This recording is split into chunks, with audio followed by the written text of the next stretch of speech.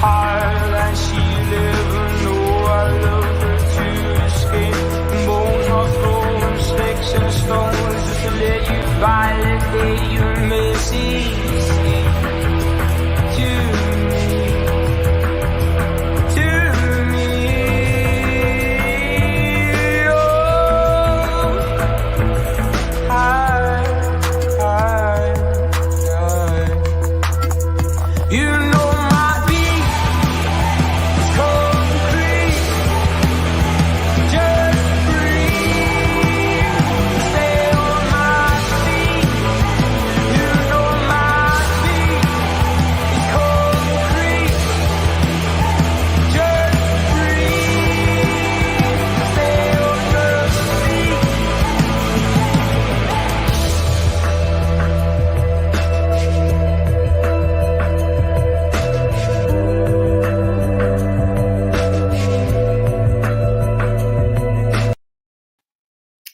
Good evening, everyone, and welcome to another Away Days. Quick turnaround this week after the fantastic game on Sunday, the big win against Leicester City. And yeah, as I've said before, safety is, in my eyes, secure, and we will play Premier League football for another season. And fingers crossed, this is the last time we will ever have to worry about, for the long term anyway, that being involved in a relegation battle with the project of the new owners and the way in which we look to project over the next few years. Hopefully it steers us well away from the relegation zone. But look, it doesn't stop. It does not stop, and we've got another game with a quick turnaround at home to Crystal Palace tomorrow night under the lights at St James's Park. If you're noticing that I'm on my own, unfortunately Chris couldn't make it this evening. He is, as he's already well documented, working on his application, so he's very, very busy tonight, very focused. So everyone send their best to Chris. I'm sure he'll be glad to hear it. But look, we keep going on, and I'm not going to waste any more time because we've got a fantastic guest waiting in the green room that I'll bring in very shortly. And if anybody saw the turnaround fixture, the previous fixture at Selhurst Park, we had a preview with Dee from Back of the Nest, but this time we've got Patrick that's going to join us. And as always, we say it every week, there's no better way of previewing a Newcastle fixture without having the opposition view. And here is Patrick to talk all things Crystal Palace. So welcome in, Patrick. How you doing? I'm great, mate. How are you? Not too bad, not too bad. Thanks for joining us. As always, Away Days isn't quite the same without having an opposition view, as we said.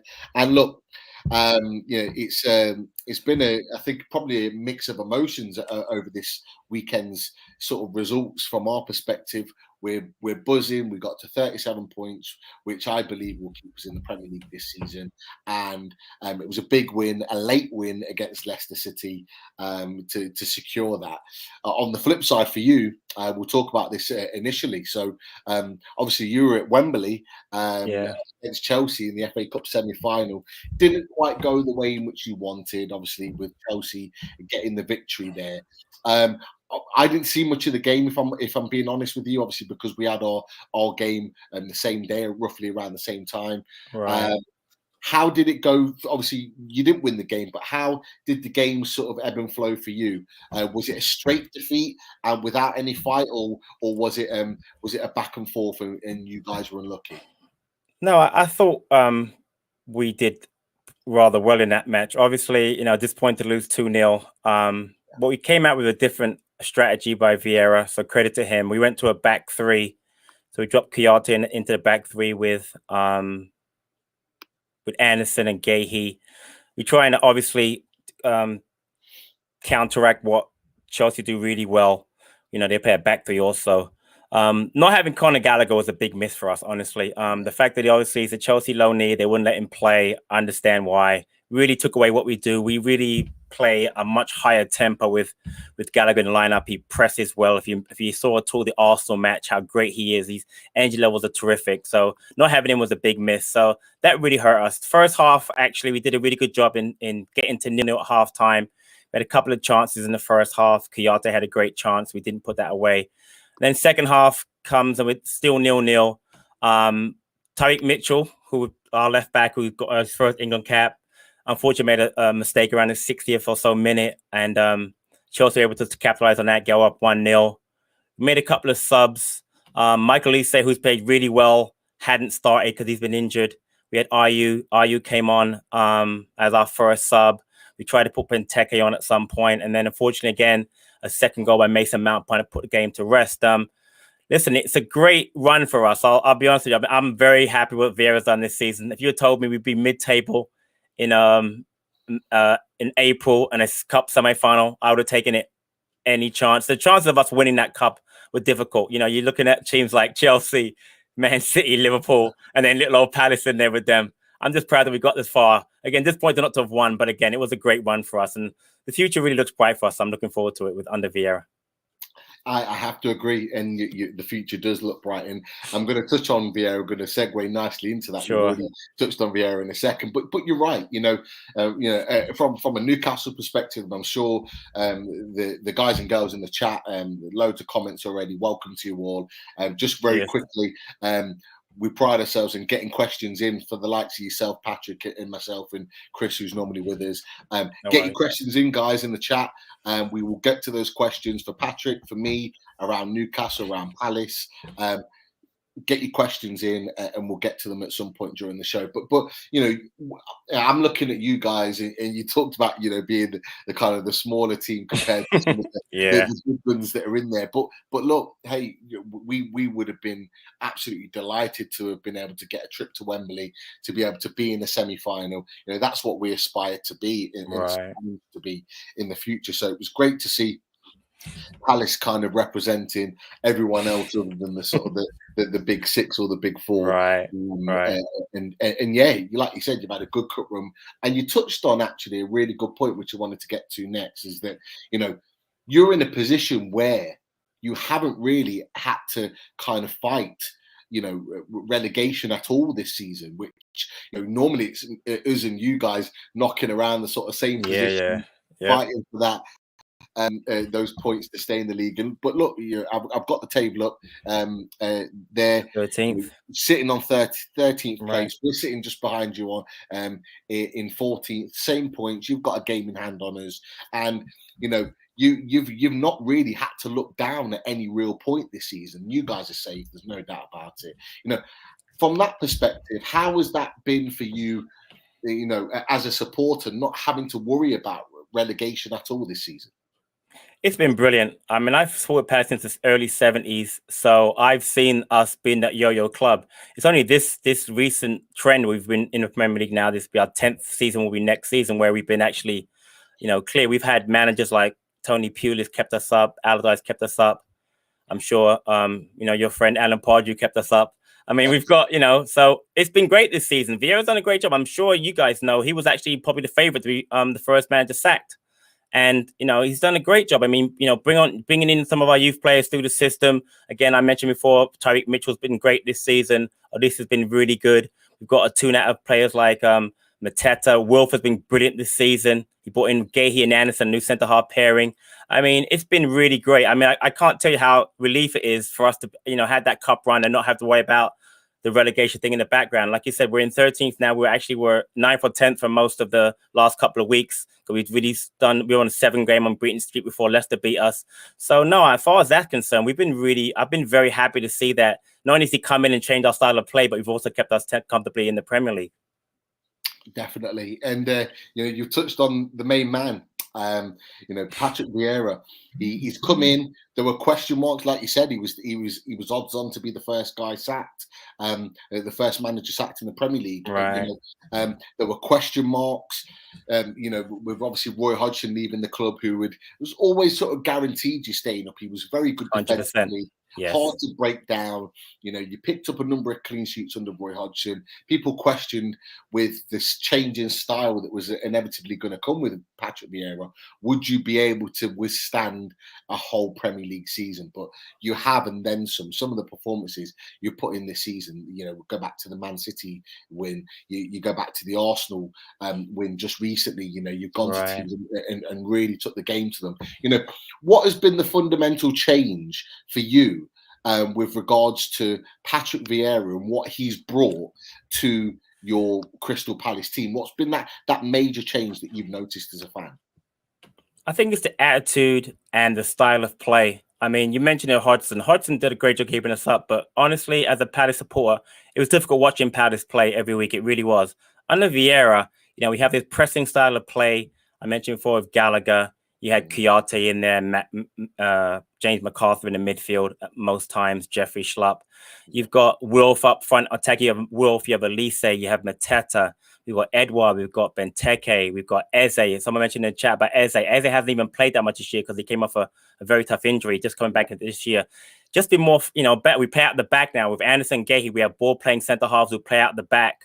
The start is different. We've got a solid goalkeepers in Guaita and Butland. But again, it's just the way that we play. We play a more modern style of football. Again, I don't want to criticize Hodgson because he did what he was paid to do.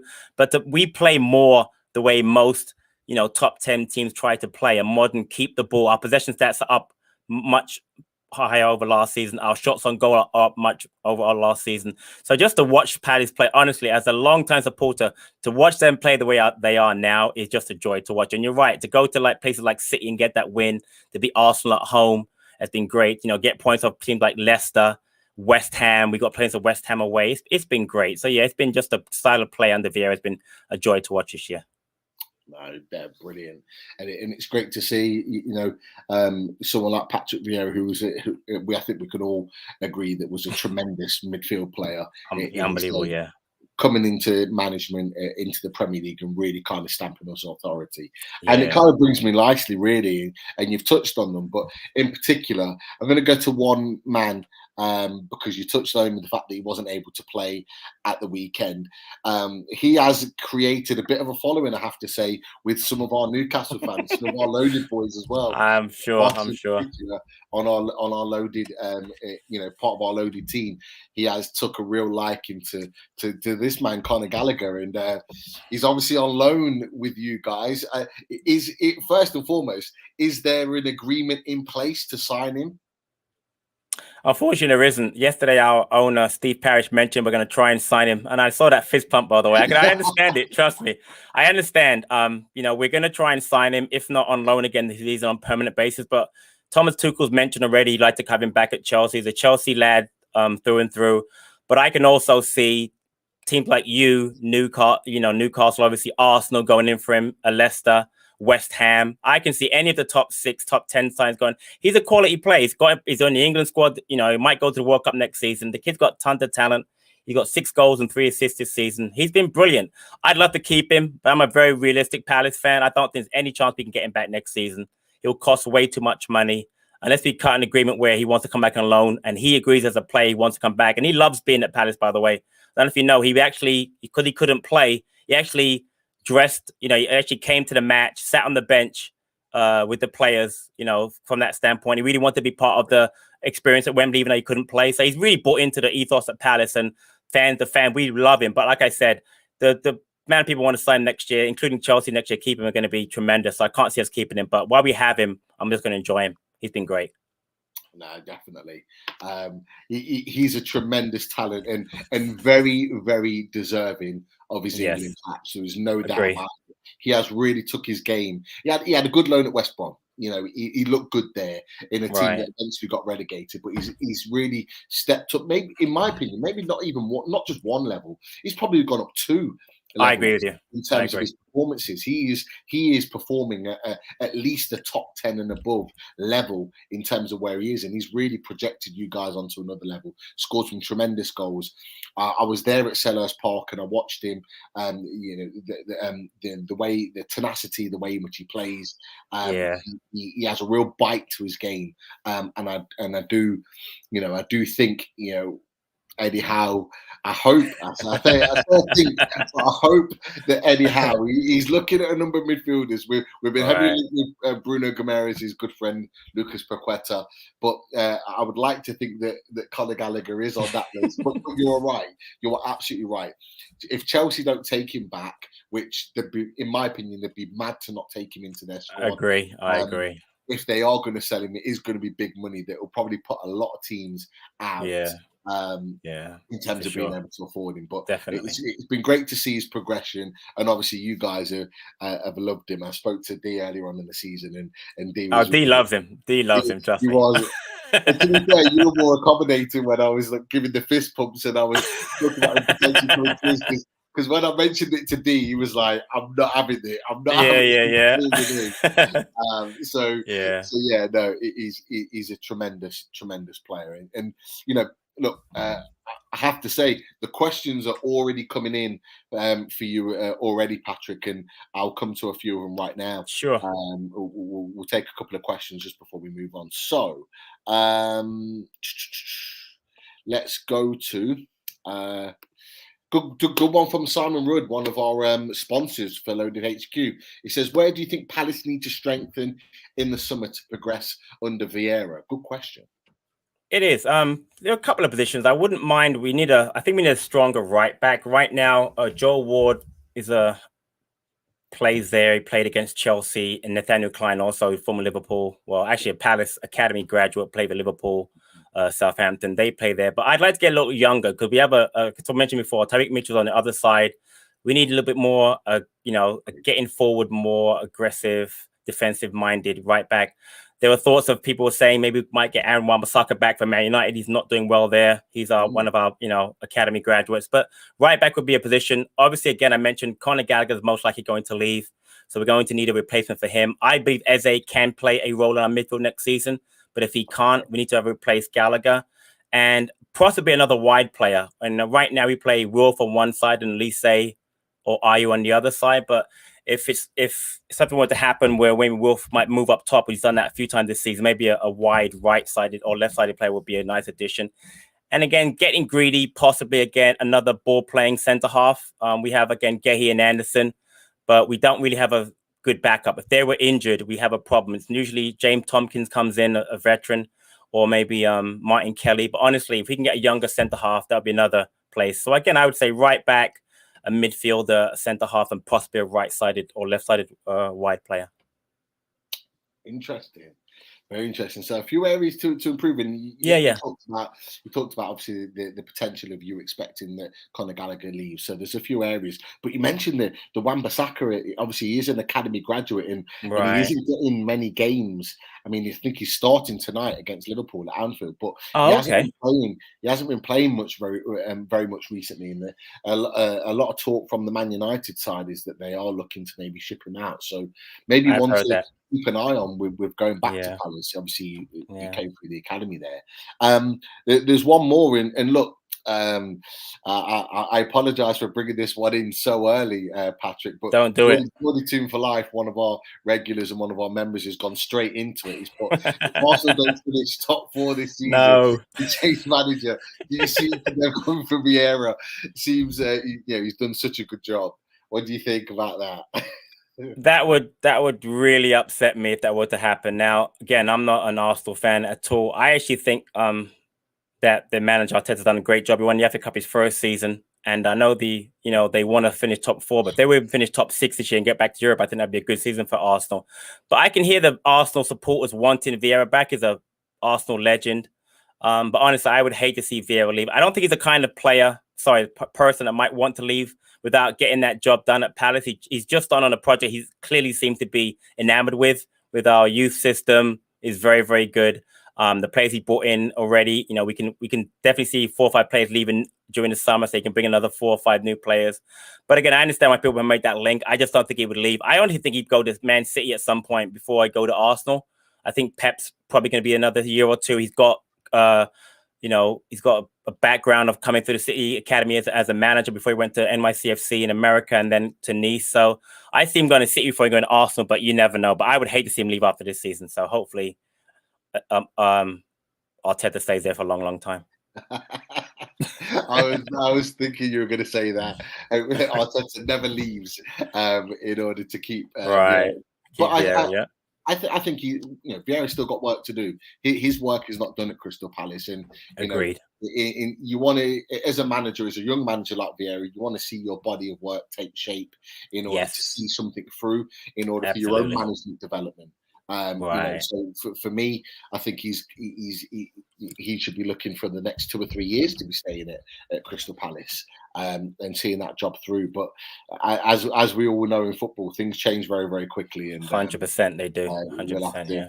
See from that one, but we'll come back to some of the questions. Some fantastic questions already in the chat. Massive thanks to FC Florida for your donation to the channel. Really, really appreciate it.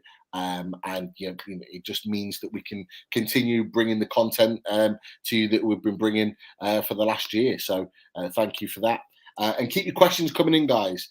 Some brilliant questions, and we'll keep them going as the show goes on. But I'm going to come back to a couple of players I've already touched on, and it's those sort of England internationals. We talked about Conor Gallagher, but I want to talk a little bit more about Gay and this man here, who I particularly rate very, very highly, and that's Tyrick Mitchell. But obviously with Gay, he came in from Chelsea, big money signing after his really good stint at Swansea. You lost Gary Cahill in the summer, who was an experienced centre back, someone relied on, had a few injuries here and there. How has he transitioned into your team? Obviously he's got his England cap, but what has he done to kind of transform your defensive line? He's been fantastic, honestly. He's been really, really good. He's got a calmness about him that belies his age. He's 21 years old. He's part of that under-17 team with Foden that won the World Cup. He's been really, really good. I know I watched him a little bit at Swansea last year, but honestly, I didn't realize how calm and collected he was, how much he reads the game. He was brilliant, by the way, on Sunday against Chelsea. He was man of the match for us. He was really, really good. He's just been great. He's captained us about 4 or 5 times this season. He's undefeated as a captain. He's got natural leadership ability. I would guarantee he'll be captain of this team next season. He's been really, really good. He's a steal of what we got. And the only thing is, I believe that Chelsea have some type of a buyback clause for him. So that's a little worrying. But as far as how he's done this year, Gay, he has been fantastic. Fully deserves that England call up. And I'd be shocked if he doesn't go to the World Cup in Qatar with England, because he's been that good. I mean, he's a player that can play as a centre half. He just played for us on the left side. He can play right back in a pinch. He can play left back in a pinch. He's very versatile. He's got pedigree coming through Chelsea's academy. He's been great for us. I've absolutely loved the acquisition, and I can't say enough great things about him. He's been great. No, definitely. He just seems, he just seems to have kicked on to another level. But but this young man here, Tyrick Mitchell. Now, the first I got to see from Tyrick Mitchell close up was the game at Selhurst Park, the Newcastle game, the 1-1 game, and I was in the stands and just looking at him, he just looked so assured. We couldn't get anything down his left-hand side. Very, very hard to get past.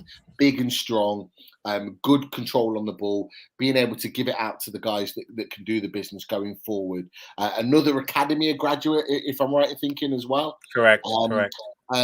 Now England international. He was one player that I walked out of Selhurst Park and I came back onto loading and talked about, the performance in the result. And I said that Tyrick Mitchell, if we get to January or we get to next summer, he's a player that I would love to have in our left back, because we were struggling in our left back position at that particular time. Obviously, Matty Target's come in, but you've had a number of academy graduates come through. Wan-Bissaka, who we've talked about as well. Where's Tyrick Mitchell's ceiling? Where do you see, how far do you see him going? In the game. That's a great question. I mean, he actually originally came through Brentford's academy, and then they took their academy apart. So that's how we got him. But I mean, Hodgson gave him his debut. He's been really good. He's very difficult to get past. You would have noticed that in the game that we played against you. He's very solid defensively, which is belies I think he's 22 years old now. I mean, he's a young player. He's got a very big upside.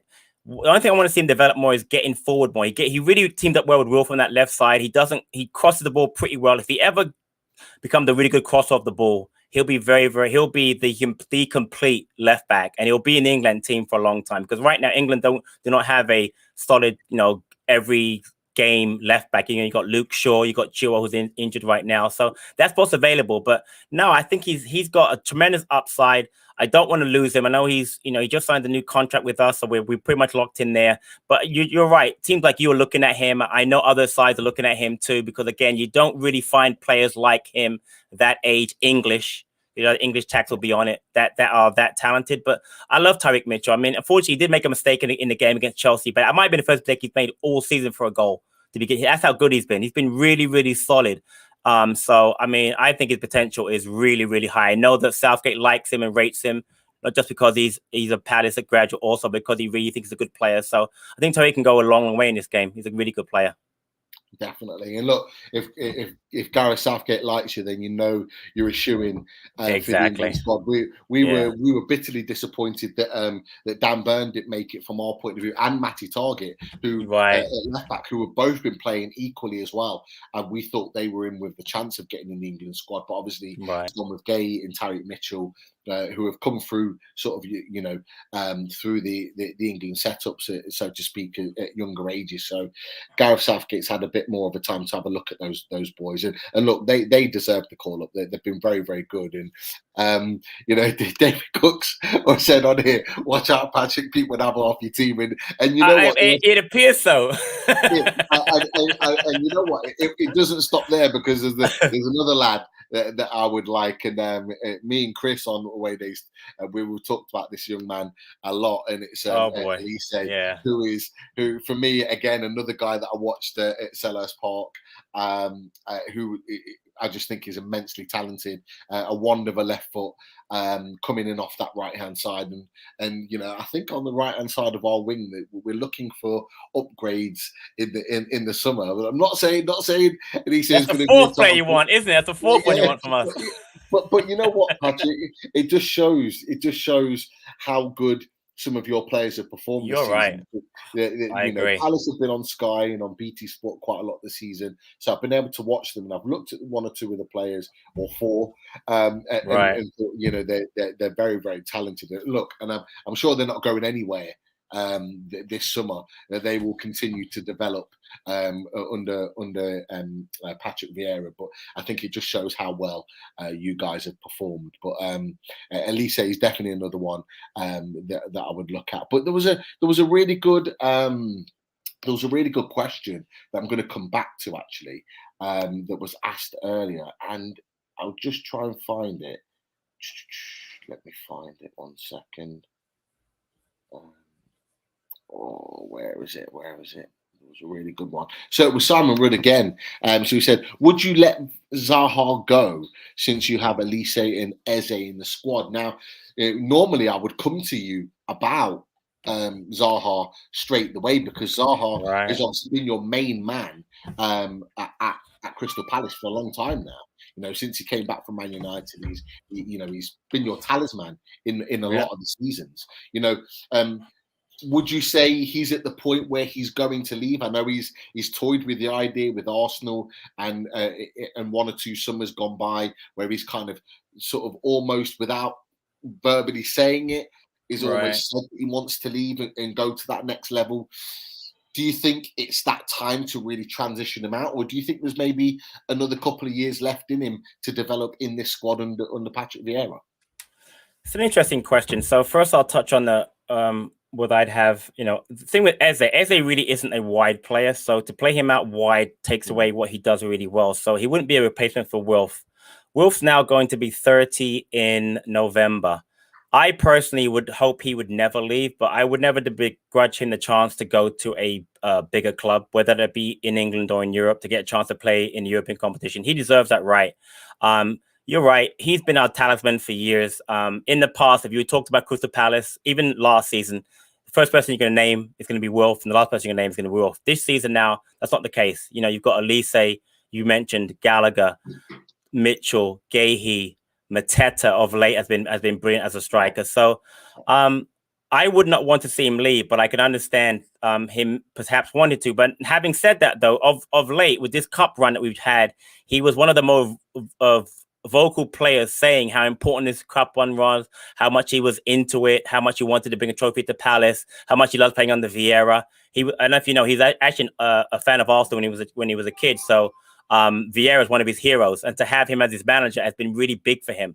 That's the same thing for players like Gahey and Elise. They've all looked up to him as youngsters. So have Vieira as the manager has been a big pull. So I think if we can get a couple more players in, Wilfried will be more likely to stay. But I will say this: if a big offer was to come in for Wilf during the summer, I would not be surprised that we would take it. But it would have to be a really big offer because, like I said, Wilf is Crystal Palace for us, and for him to leave, I mean, this season alone he's got 11 goals and 1 assist. He's our top goal scorer in the season. He's only the third time he's ever gotten to double digits in goals, so he's really coming into his peak and his prime. So I would not want to see him leave, but I would never begrudge him the chance to leave if he wanted to. No, I think that's a fair response. I mean, look, he's talked about quite openly that the club that he supports is Arsenal and he'd love to go there. Right. I think they were priced out of a move a couple of years ago. I have to be honest, and this goes back to lockdown 2020 when our takeover was first mooted around the sort of April, May time of that time. I remember being on a podcast and asked the question, who would I sign as that first wave if kind of money was no object, and I did have Zaha as one of those options. I thought he'd be a really, really good signing for us to take us to that next level. Obviously, things have changed. We had to wait 18 months or a couple of years in order for that takeover to happen. And we as a club and obviously Palace and Zaha are at a different stage in their development right now. But I do rate Zaha. Obviously, people question about him staying on his feet. I don't know what you guys think about that as obviously a fan of Palace, but I know there's a lot of fans that question him about staying on his feet. I don't think it's been much of a talking point in the last year or so. I think that there's been a lot less maybe of that going to ground. I think people like Maddison and Grealish have maybe talked about a little bit more of doing that, but his effectiveness on games hasn't changed. And I remember watching the Norwich game, praying that Palace would win. Road, and I think it was a 1-1 draw. Zaha missed the penalty, but then penalty kick, an absolute scorcher afterwards. Not long after, brilliant goal. I think it might have been before actually. He scored the goal, then maybe I think he might have missed. Scored the goal first and missed penalty after. Exactly, yeah. Yeah, and I remember just watching that and just thought, wow, like he's just a supremely talented player. Now, it would be great to kind of add someone like that to the team. But again, it's whether he would be able to fit into a team that in that position. A lot of the teams around the top half of the table have already got sort of a left-hand sided player. And that's where he plays. We've got Alan St-Maximin, for example. Exactly, right. So at this point in time, we're in a completely different position. But nevertheless, he's a very, very talented lad. That's for sure. One player that I've got a question mark on though, before we move on to talk Newcastle, is this man Edouard. So he moved from Celtic, and he was he was a player that we looked at, and he's come with a lot of promise and a lot of talent. But I don't know. I might be wrong in this, so correct me if I'm wrong. But it looks like, and it seems like, he hasn't really maybe hit the heights that he maybe could have this season. It hasn't been as prominent as maybe he could have. Is there anything around that? Is there anything that's kind of the reason for that? I think the only reason he's not playing is a man named Jean-Philippe Mateta, who's got 4 goals and an assist. He's come on leaps and bounds since Vieira put him into the lineup. We had him on loan from Mainz, in Germany. We decided to make it a permanent deal in January. And since he's been permanently signed, he's been brilliant. Now, Edouard has 6 goals and 3 assists. So you think that, he's had a poor season. He hasn't. He just has not been able to get back in the lineup since we've been playing Mateta. What Mateta does that I think that Edouard has to learn is that he really helps with the press. You'll see it tomorrow, most likely, that when Gallagher and Zaha and Mateta are on the pitch, they really press both the goalkeepers, the fullbacks, and any of the centre halves really well.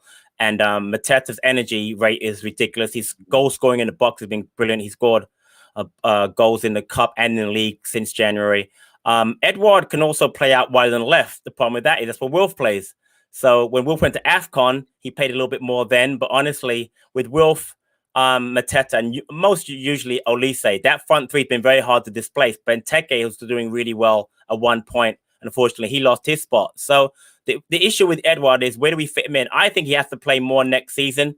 Spend a lot of money on him. He's a proven goal scorer. Where he plays, honestly, I don't really know, because with Mateta's form right now, he can't displace Mateta. And again, with Wolf playing on the left-hand side and supporting Mateta up front, he can't play there. So it's an interesting question. For me, Edouard just has to work harder, take his chances when he gets a chance to play, and do that. But besides that, honestly, I think Edouard has a future at Palace, but right now it's all really about Wilf, Olise, and Mateta up front.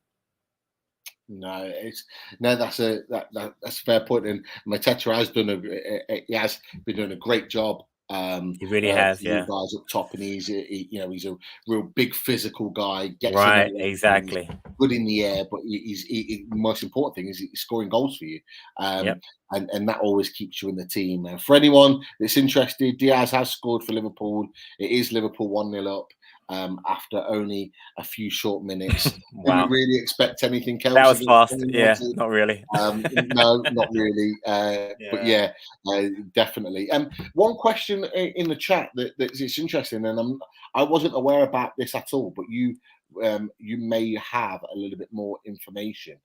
David Cook's coming with another question. He's put, what's happening with the new ground? I remember seeing drawings what seemed ages ago. Some people in the chat thought it was about Newcastle, because obviously there's been talk about Newcastle developing their stadium and training ground that we desperately need. But is there any truth in that from a Palace perspective, from the ground or training ground point of view? It's funny you mentioned that. We just actually finished our training ground. We've got a now category 1 really prime training ground for the academy. So that's been done. That was funded by our American owners and obviously Steve Parrott. So that's done.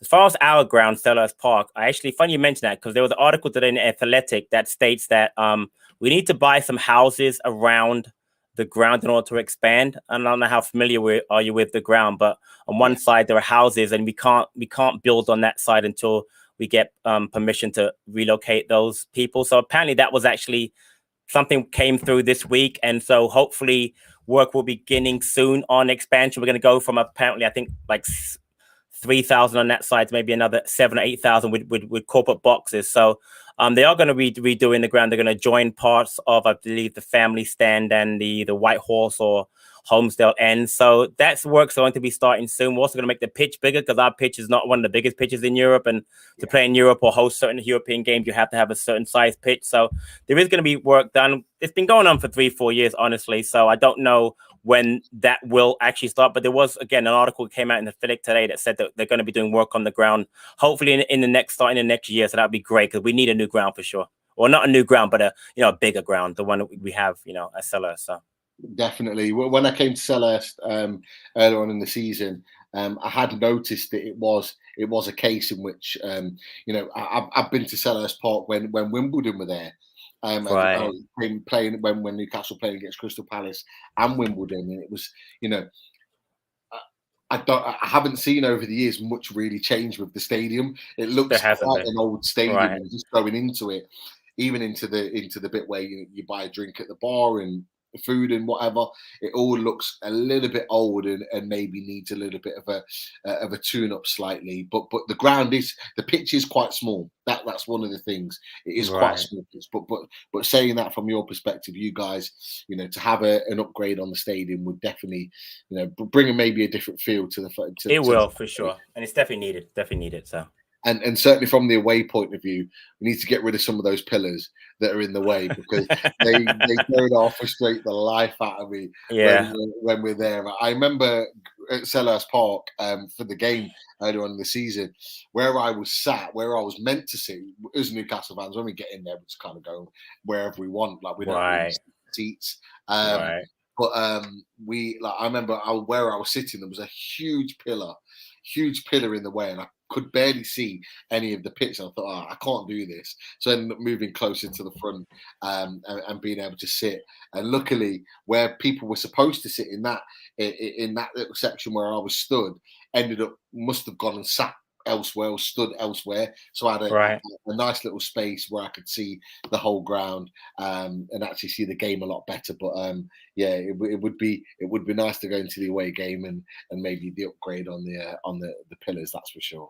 I will say, I'm not going to lie, the experience for away fans can't be great at Sellers, because I've sat in the stand across from you guys, where the away fans are. But I'm going to say this: how far can you put the Palace and away supporters at your ground away so they can't see the game?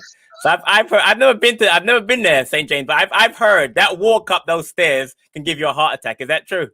Yeah, it's pretty high. I've got to be honest. I think they always say, yeah, it is up in the gods. There's no doubt about it.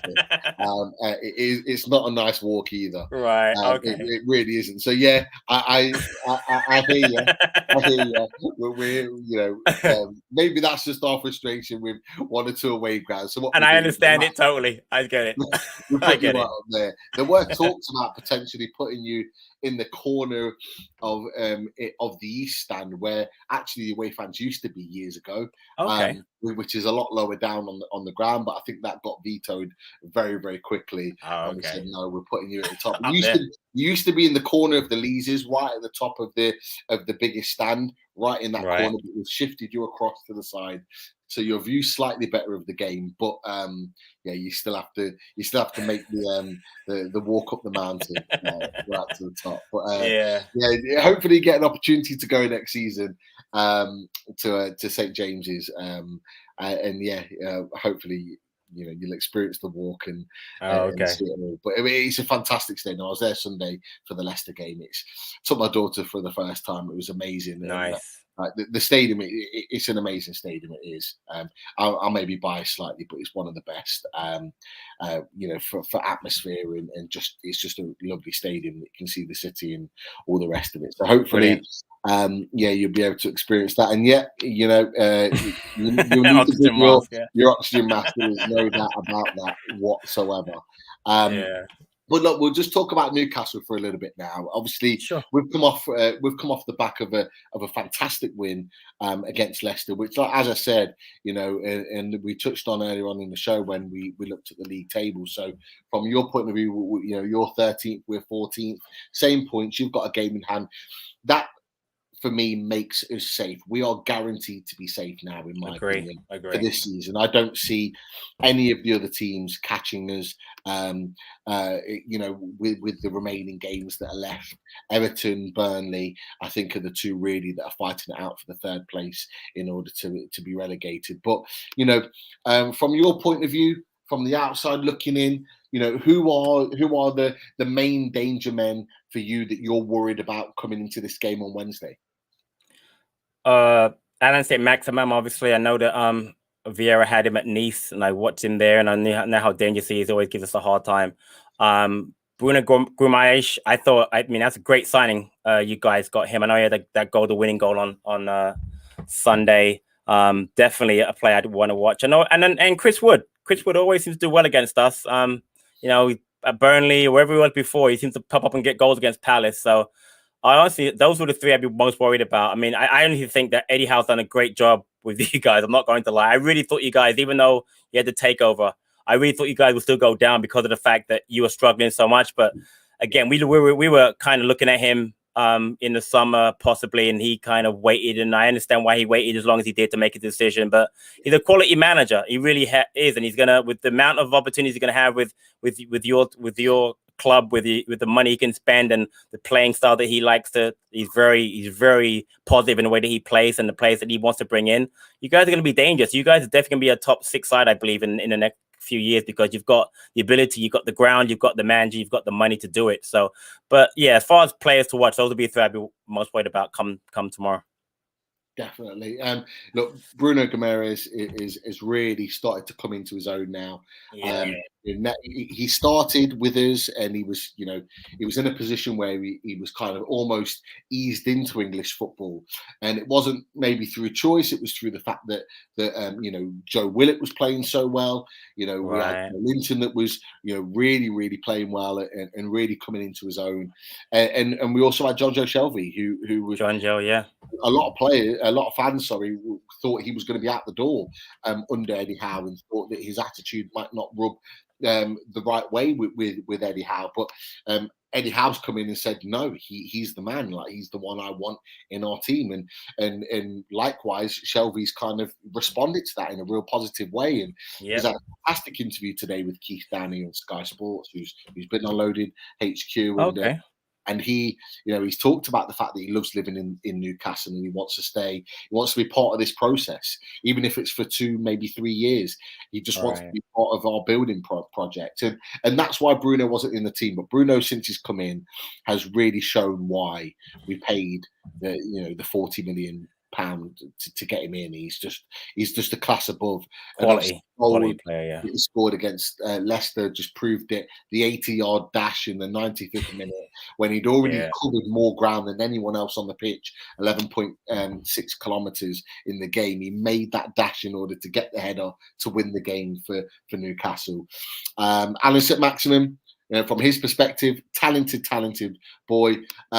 He's getting sort of mixed reviews from the fans. It's kind of split at the moment. Some fans are very frustrated with him because his final ball is not there.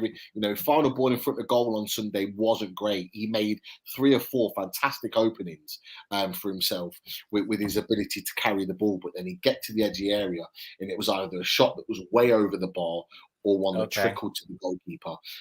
His passing and making the final pass to the other player for them to have a shot or cross the ball in was there, and that seems to be improving. But he is kind of a mixed bag at the moment. And Joe Linton has been the biggest turnaround we've seen, I think, at Newcastle United for a guy that's come in that was a striker.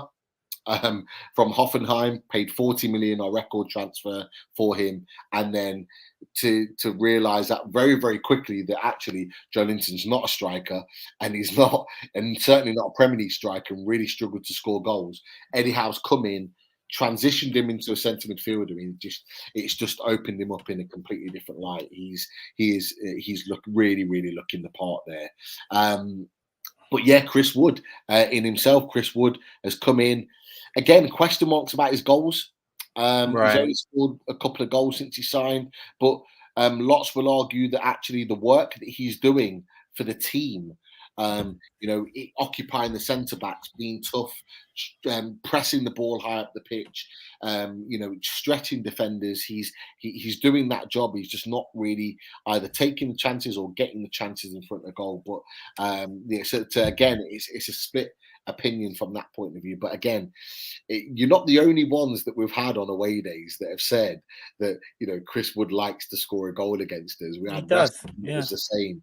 We've had a number of others that have come on, whether it's been Leeds, whether it's been other teams. I think Leicester were the same beforehand. Wolves were the same too. And it's really interesting, like that he's for a striker that a lot of people think, well, his goal scorer record's not great. He's not a goal scorer. He's actually scored a number of goals against a number of clubs in the Premier League. Certain teams. Regular goal scorer against them, and hopefully, from our point of view, hopefully we can continue that going. That's for sure. But I'm just going to come to a couple of questions because there's a few more questions. You know what? The guys and girls in the chat are absolutely spot on, and I love away days for this reason. They come in with some really, really good questions. Keep it on the Newcastle United note. He's not a player that's likely to start. He came on and played a few minutes at the back end of the game, but he's played for both clubs. Dwight Gayle. Question from Tom Dixon, he's fan of the channel. Dwight Gayle, I know he played for Palace and is at Newcastle now, but what are your thoughts on Dwight Gayle, overall, but also what he's maybe been doing or not been doing at Newcastle? I love Dwight Gayle when it's at Palace. I mean, unfortunately, it didn't end up as great as it could have been for him. Injuries a part of it. The system he played was part of it. He's much better to me playing with a second striker. When he was playing with Glenn Murray, and if you remember that Christian ball, the 3-3 versus Liverpool, he was a big part of that, scored a great goal. I mean, to me, like I said, he just never hit the heights he could have hit. I mean, he was a great signing for us at the time. I thought he'd do really well in the Premier League. That's when we first got promoted back. But it just didn't work for him. I remember even in the cup final, he had a chance to, in the 2016 cup final, score a goal against United in extra time. He couldn't quite do it. But I've always liked him. He's got some quality goals for us. I know he's been at you guys and been a couple other clubs since then and kind of been a bit part player in the Premier League. You know, gotten teams out of the Championship and then not been able to play in the Premier League. It was not just you. But again, I loved him at Palace, and it was a shame it didn't work out for him. Yeah, you know what? He started like a house on fire when he signed for us in the Championship. He scored goals. He looked really dangerous. He never really hit the height in the Premier League, and that was always been our big thing. Is that whenever we've been in the Premier League, he just, you know, since he came to us and we got promoted, he hasn't been the same in the Premier League. And we had that from a number of Palace fans when we signed him initially. They all said, you know, we like him, but he's just not a Premier League player. That's it. Yep. Striker. That's it. And we found the same. And obviously, we ended up loaning him to West Brom in order to get Rondon in. That was the one, the Rondon, right? West Brom was it, yeah. And he's not been the same since. It's almost as if Dwight Gayle has kind of thought, well, you know, you loaned me out to get a player that you thought was better in, so you didn't really care about me. Kind of that. It was maybe that sort of mentality, right? The mental part. In recent weeks, that he's really stepped it up, and a lot of Newcastle journalists are talking about Dwight Gayle and how he's, you know, he's looking sharp again, but it might just be coming a little bit too late now with his really looking for a striker in the summer. But yeah, interesting your thoughts on Dwight Gayle from that perspective, that's for sure. If anyone's not aware, it is now 2-0 to Liverpool. Mohamed Salah with the second goal. To be fair, I've just caught it a little bit on my phone. It looks all too easy for Liverpool at the moment. I thought it was going to be easy, but I didn't think it was going to be that easy. I really did. I really didn't. But yeah, another one for you very, very quickly. Another quick question. Oh, where is it? Someone's put it on there. Sticking with the Newcastle theme from Ian McKenna. But here's a question: which Newcastle players would you take at Palace? Obviously, you talked about the players that you thought would be the most dangerous, but who would you actually take? Maybe thinking about some of the players or some of the areas that you may need to improve. Well, definitely Bruno Guimaraes I would take. He's a brilliant midfielder. I would take him, definitely. I like Alain Saint-Maximin. The only thing is he's a bit just like Wilf. So if we were to lose a Wilf, he'd be a perfect person to come in because I think they're very similar. The fact that Vieira's had him in the past would be a major bonus. I would definitely take him. Who's your right back currently? Kieran Trippier is our number one choice. He's injured at the moment. But he's injured, right? Yeah, he's injured. I mean, obviously, I take him because he's an England player. He's an England right back. I mentioned before that we need to upgrade at right back. So I would, in fact, he's very good on free kicks. Obviously, he's brilliant penalties, etc. But yeah, his injury's been a big deal. But I'll be honest with you, those would be the two main ones I would take because I think Guimaraes is such a good player. I mean, he's going to take this.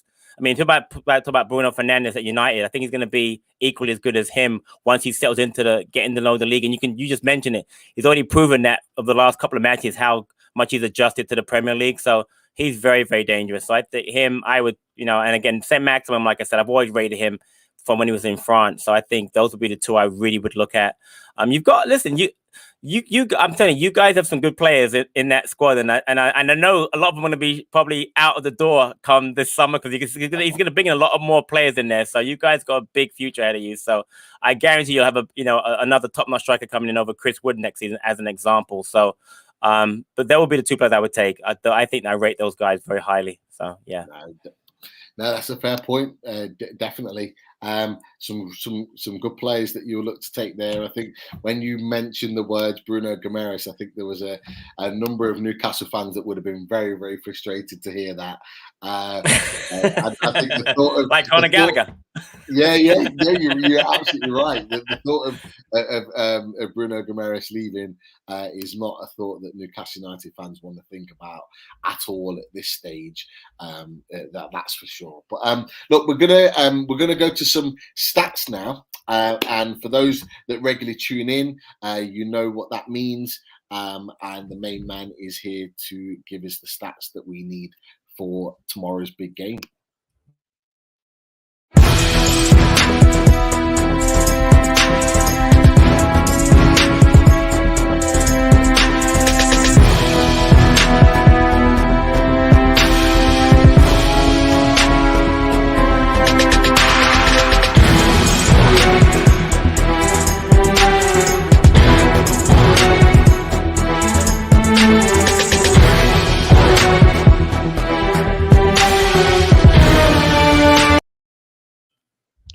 Evening, lads. Hope Good you're evening. both well. Evening. Very good, thank you.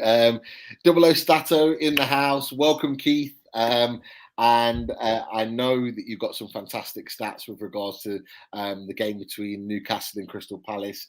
Fingers crossed they're positive in our favour, but I know from previous experiences that that's not always the case. So what have you got for us this week? I've got some rounded stats here. I've got some stats. First of all, head-to-head stats. Then I've got some stats on the managers, and then I've got some stats on the players and some general stats.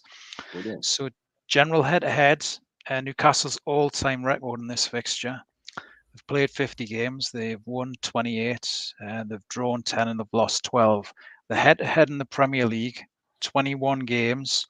Newcastle have got 10 wins compared to 5 wins for Palace and 6 draws. Now, Newcastle have scored more goals in this fixture in the Premier League, 26 compared to 24 Crystal Palace. And surprisingly, Newcastle have actually got a better defensive record in this fixture as well. 10 clean sheets compared to 4 clean sheets for Crystal Palace. We're not going to mention the 5-1 years ago. That just was an abomination. We'll not remember that one. The managers, unfortunately, not enough detail for Patrick Vieira with him being so young into his Premier League record. But Eddie Howe, his record as manager in games against Crystal Palace, he's managed 13 games. He's won 3, he's drawn 4, and he's lost 6. So an average of a point a game for Eddie Howe. Not a bad record there. But Eddie Howe could become the first manager to win 6 Premier League games in a row at St James's Park since Sir Bobby Robson in 2003-04 season, which I think was the early days when you were going, Pete, up to St James's Park, and fingers crossed you can do it tomorrow night. Players in defence for Crystal Palace, Joachim Andersen is the best defender this season for Palace.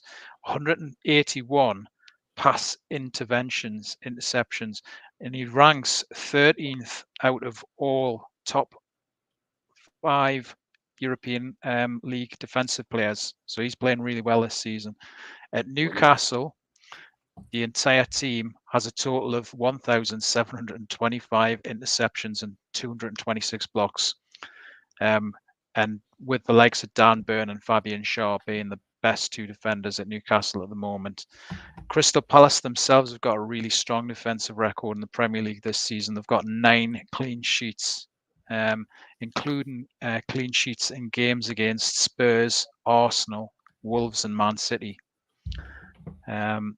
However, in this season as well, Crystal Palace have been more accurate offensively to Newcastle with shot accuracy.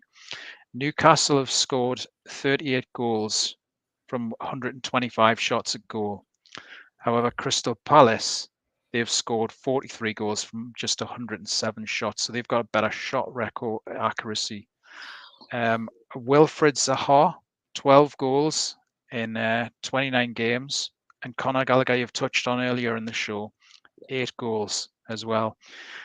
Jean-Philippe Mateta and Edouard, 6 goals each for Crystal Palace as well. So, we've got a few that can get amongst the goals. And you touched on Chris Wood earlier and his record in this fixture, or in games against Crystal Palace, 4 goals in 11 games against Crystal Palace. Interesting. Some interesting stats there. The stats that worry me is that all your strikers are scoring goals at the moment. I think there's 2 of the strikers that Conor Gallagher scored more than any of our players this season with 8 goals. But there's a couple as well with Edouard, and I think there was one other that are both on 6, which is the same as Mateta, right? That's the same as Callum Wilson, and he's not played since December, and he's still our top scorer, which shows you how spread out our goals have been this season. Certainly since he's not been playing, but some really interesting stats there. Surprised that we've got the better clean sheet record as well. So that's hopefully something to cling on to going into this game tomorrow night. That's for sure. There's been quite a few our games over the years with Palace at St James's Park, which have ended 1-0. Can you remember the game with Almiron when he got his first goal a few seasons ago? Yeah. So there's a couple of times when we beat Palace late on where it's been 0-0. Andros Townsend scored a goal against us to beat us 1-0. Yeah. I remember. He did. Brilliant free kick. The season free kick. Relegated, but we needed that win. And interestingly, our ex-centre midfielder Johan Kabay missed a penalty that same game. That could have obviously made it 1-1. But that obviously got us an important win. We still didn't stay up, but obviously that was under Rafa Benitez. He managed to get that result. But yeah, some great stats there. Keith, as always, gave us some great stats in order to sort that, get that sort of match day feel ready for the game. But a question there from Kamal. It says, Double A Stato, what are the odds of a bicycle kick goal? maybe something to have a look at. With Bruno Guimaraes, maybe with Guimaraes. I mean, he's already grabbed 3 goals, hasn't he? Already, he's already halfway there to matching Callum Wilson's record. And this is a midfielder who apparently doesn't like to get forward and score goals. Exactly, and he's already scored a backflip. A back heel against Southampton.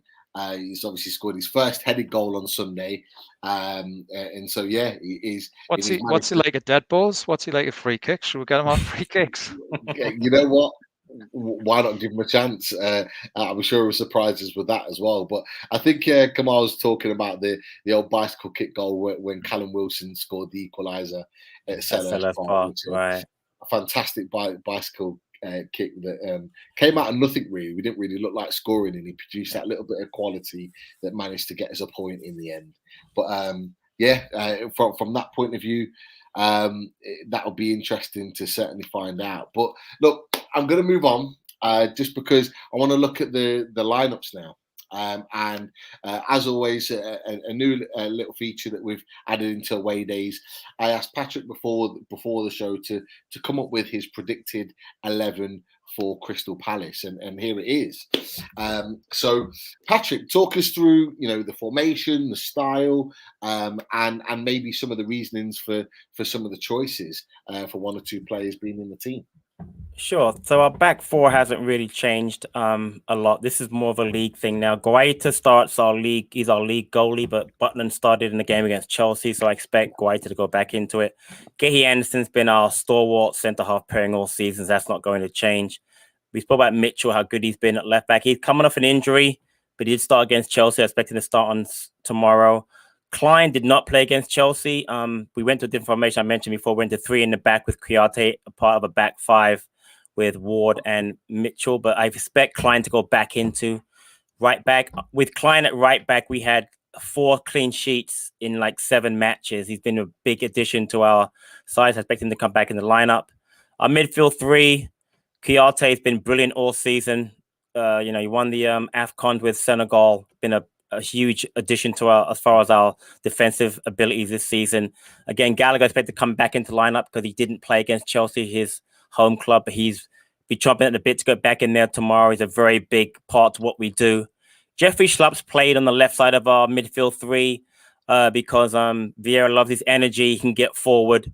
That could change. Honestly, I could see James MacArthur possibly starting tomorrow. He captained our side on Sunday, but again, this has been the midfield 3 we played mostly in the last 4 or 5 matches in the league against Leicester, against Arsenal, etc. The front 3, I expect Wilf to be on the left-hand side. Like you mentioned before, he's got 11 goals this season, 1 assist in the Premier League. He's been having a great season. Mateta has scored 6 goals just this part of the year since January, since he got into the side. Been really good. And I expect Ayew to start on the right-hand side only because Olise, again, as I mentioned before, was injured. He got injured when he went away on international duty with French under-21 side. Did play a little bit on Sunday against Chelsea. So if he's fully fit, he might start at right, attacking on the right side, but I expect it to be more Ayew. Ayew gets a little bit more solidity. He scored a great goal against Arsenal a few matches back. So this team I expect to start, but again, I wouldn't be surprised if Vieira makes a few changes, but personally, this has been a team that's played in the last few league matches. So I think it will be the one you see on your screen right now. No, it's an interesting team. I have to say, I was surprised to see Ayew in the team. I know he's played well in recent weeks, but Right. obviously with Elise coming back in and playing a little bit, I thought it'd be maybe a shoe-in on that right-hand side. But your reasons are more than valid. If he's just kind of easing his way back into football again after being injured, it could be a reason to kind of ease him back in and maybe bring him off the bench. But no, it's a very, very interesting team. Keith, from your perspective, any particular players that you're worried about looking at that lineup? I've always sort of from afar enjoyed watching Zaha play for Palace. I just think he has a habit, he's got a good way of getting forward. I was really impressed with him in the FA Cup game against Everton when Palace smashed Everton. Yeah. And he got his well-deserved goal in that game. And I think, Pete, correct us if I'm wrong, but in St James's Park a few years ago, he won a penalty in a game that Palace won 1-0 from memory. Newcastle was sort of needing to win that in the run-in, and I can remember sort of Palace getting a late penalty. Yeah, I think you're right. On the right hand side, I think it was actually. I think it was at Lee's end. Yeah, he's got a good way of drawing people in, and this year he's been backing it up again with end products, with those 12 goals. So certainly Zaha, Gallagher coming in from the missing game in the FA Cup. He's going to be chomping at the bit to get back into that Palace team, and it'll be fresh impetus. And for me, it's going to be really interesting to see Palace from here, how they respond to that cup semi-final loss. Really, is it going to sort of how they approach those last games in the season is going to kick on? Are they going to kick on and sort of move up that table to get in, comfortably mid-table and maybe pushing top 8, or is it going to go the other way where they think we've got nothing to play for? So, but I think Conor Gallagher in particular. Will be interesting to see what he brings tomorrow night. The hunger. Definitely, it's going to be an interesting one. That you mentioned there, but Conor Gallagher is a worry for me. He's going to be chomping at the bit. He's going to be absolutely gutted not to play in that semi-final, and this will effectively be his semi-final because he'll be fit and raring to go. There's been a lot of Newcastle fans that have said, from our perspective, the emotion and everything that goes into a semi-final and what it means could mean that that Palace, having lost that game, might be drained of kind of not just motivation but just energy, because a semi-final of a big competition does kind of bring that extra 10-20% out of you, but it also can mean that you are 10-20% less prepared for the next game, particularly only being a couple of days preparation for that game. But actually, someone like Conor Gallagher, that it's all action, box to box, can score a goal, would have had that rest, and he'll be, as yourself, Patrick, and Keith has said, chomping at the bit. So I do worry about that, just a little bit about going into that game. But I really do think, and that brings me on to this next point here, and hopefully you can see this on the screen. Can you guys see the tactical board? Okay. Yes. Okay, so based on Patrick's formation, I've kind of set it out on the screen. I've put Newcastle's formation here. Me personally, unless you think anything different, Keith, I think we're going to go with the same formation and the same players that won the game ultimately against Leicester. So we've got Dubravka in goal, Target, Burns, Shaw, Kraft. I think Kraft was very close to being man of the match. I think he will guarantee his place in the team. The one that I've shifted around from the previous game is the Shelby Bruno switch, because I thought if Bruno plays, he's going to be that person that's going to sit. But actually what we saw is Bruno making those runs into the box, committing players in and around here, linking with the likes of Miggy, and also getting into the box in which to score the goal that won us the game. So he'll be pairing Joe Linton, ASM on the left, Miggy on the right, who again I thought Miggy played very, very well. But it's going to be interesting, because if you look at the lineup from what Patrick said, the lineups are very, very similar.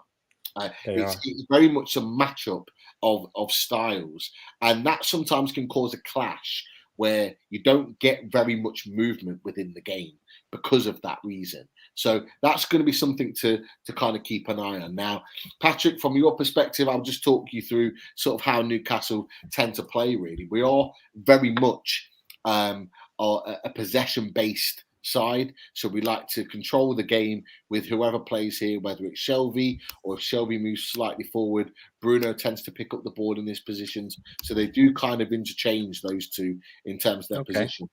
But Burn and Shaw, the reason why Keith has talked about it as well is that they've been our best centre-back pairing and our best defenders, is that they are both very, very comfortable on the ball.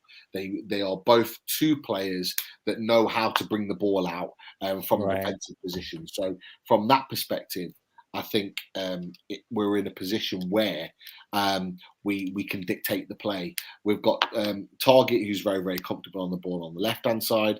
Kraft, maybe not as comfortable. Certainly, not Matty Target. Mankio. No, I'm talking about Trippier, actually.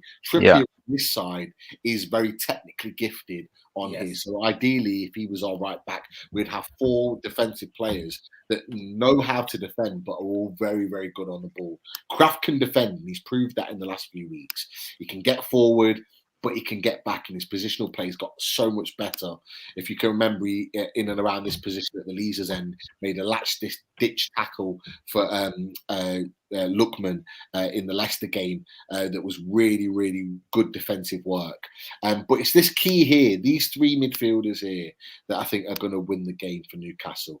And this pairing here between these guys, Joe Linton and Gallagher, or if Gallagher plays on this side, Gallagher and Bruno, I think that's going to be a really, really good matchup, and I think it'll be a good battle in that midfield, and we're really going to see, talented players really going at each other. I think it's going to be a battle here. Mateta is not a small guy, but neither is Dan Burn, so I think there's a battle here in the air.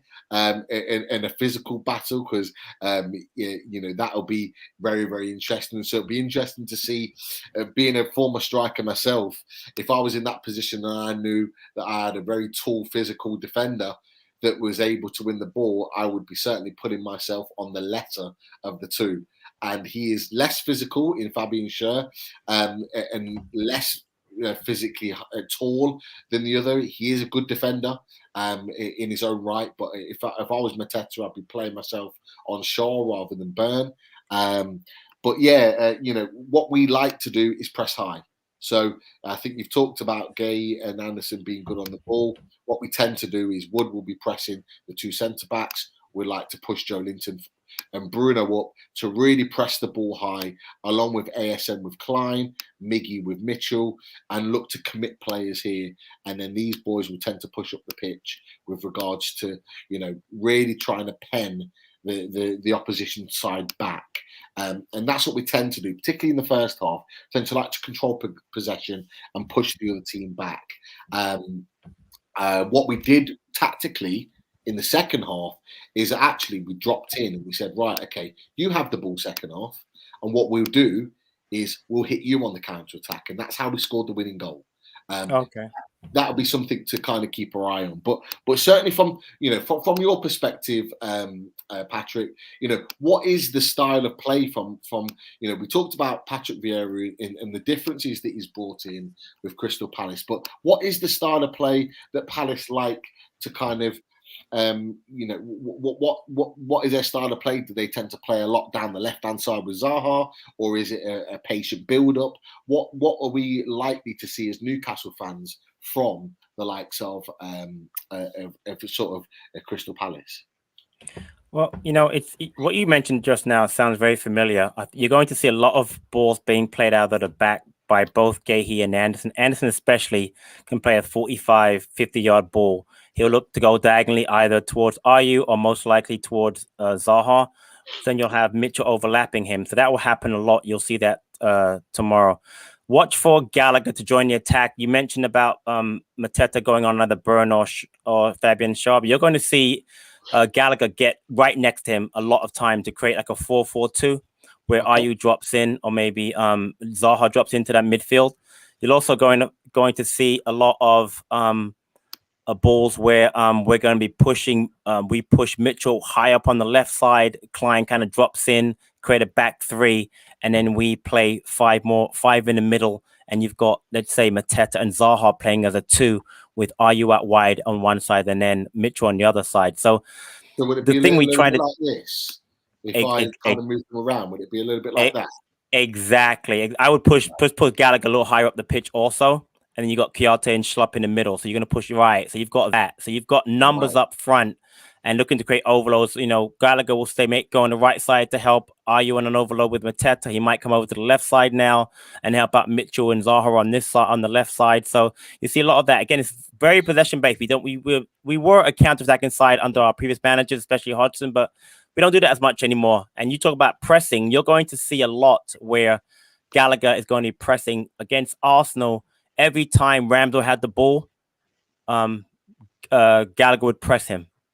Every single time he'd press him from the. Right. So you're going to see a lot of pressing from him. And then when he presses, obviously you need the help of players like Mateta to press and Zaha to press. So you'll see a lot of that from us. I don't think that would change tomorrow, honestly. If you guys want to give us the ball, we'll gladly keep the ball. If you want to give it to us, if you don't want to give it to us, we'll try and win it back anyway. So, and again, the focus really is on the left side, because again, I would say that Mitchell and Zaha are better going forward than Ayew and Klein. But you might, again, if he were to start Olise, let's say, on the right side, then all of a sudden now we've got equal balance on both sides. So you're going to have a problem. You know, who do you focus on? Is it Olise on one side, or is it Zaha? Because, you know, teams like to double up on Zaha as is. So if you try and do that and Olise on the other side, you can't leave Olise one-on-one. Because you just said he's got wonderful left foot. He'll look to cut inside. He can cross the ball. He's brilliant crossing the ball. He can finish with his left foot. So I like the matchup, honestly. I love the matchup in midfield of Gallagher and Kouyaté and Schlupp versus Bruno, Joe Linton, and Shelby. I think that's very, very even. St. Maximum, I prefer him going against Klein as against Ward, but I think Ward can do the job. And I like Almiron, who I've loved over here. When he played for Atlanta United of MLS, I watched him very much over here in America. But him against Mitchell is going to be really good. Mitchell does not get dribbled by, so that'll be a great matchup there. So it's gonna. I love the tactical battle. It's gonna be very good tomorrow. I'm looking forward to it. Very even, I think. Very even. I 100% agree with you, and you know, hearing from your perspective, and this is why I love away days, because what we get to do with the tactics board is look at how you guys kind of set up as a team, and you've talked about how you transition into a 2 up top with the likes of Mitchell pushing on, and you make yourselves into sort of a back 3. That's really interesting, because that'll be something that I'll definitely be keeping an eye on with regards to the game and how the game sort of materializes. Because at times in the game is that we get Wood here, we do tend to push on. What we were really good at on Sunday, and I didn't get a chance to talk about it on the loaded reaction, but the one thing I really liked about this Newcastle team is that we were quite brave. We were playing very much risk football in terms of what we did. We pushed ASM up. We pushed Miggy up here. We had Bruno and Joe Linton really pressing the ball, which left Shelby here. And we put emphasis on the likes of Kraft in particular and Target as our fullbacks. And at times, because we were pressing so high to win the ball high up, there were times where there was a little bit of an overload here with Target and Kraft with the left backs and the left wings here on Sunday. Right. And you know what, they really stood up to the test and managed it quite well. But what it allowed us to do is, if we win the ball high up the pitch, it meant that we could get bodies forward quite quickly. So, you know, it is a very much risk football, that if we do win the ball high up, and, you know, Bruno's very good at winning the ball high up. Miggy was fantastic on Sunday winning the ball high up the pitch. So if the passes are not right, these boys in particular were the ones that were breaking it down. ASM doesn't press as high as maybe he should do, but he's got this bull here in Joe Linton that makes up for it, because he puts himself around. He's a big physical guy. He'll win the ball. Target is very good at reading the game. Burn will come. So if Mateta comes in short, Burn will come and meet him there. You know, equally Shaw will here. Shaw's maybe even more so aggressive. Certainly if the ball's being put into Mateta's feet. He's quite aggressive in his tackle when he comes to okay. the ball here. But anything in the air, Burn will win here, and he'll obviously try and make it difficult for Mateta to win the ball in the air. What are you boys like on set pieces? I was about to mention that because I just looked it up. In the first game against we played against Burnley away, we drew 3-3. Chris Wood scored on a set piece. So I'm worried about that. But we were terrible at the beginning of the season on set pieces, not just defensively, but also we couldn't score. But we've gotten much, much better. Like I said before, we got the 4 clean sheets in like 7 matches recently. So we've got a lot better. One of the criticisms of Vieira was that the set pieces, why were we so poor, etc. But Anderson's got much better in the air. We use Mateta, who's a very big player, will come back now on set pieces. We've gotten better, but I still worry about that being a weakness every once in a while. So if Wood is, if you guys are good at set pieces, especially corner kick, we could have a problem with that tomorrow. Yeah, it's something that we've been working on. Jason Tyndall, also known as Mad Dog Tyndall, who is our assistant manager to Eddie Howe, is known as a set piece specialist, and he's a guy that's come into the club. We beforehand, certainly under Alan Pardew, but certainly beforehand and even after Alan Pardew, the likes of Steve McLaren, Rafa Benitez, Steve Bruce, we were never really very good with set pieces.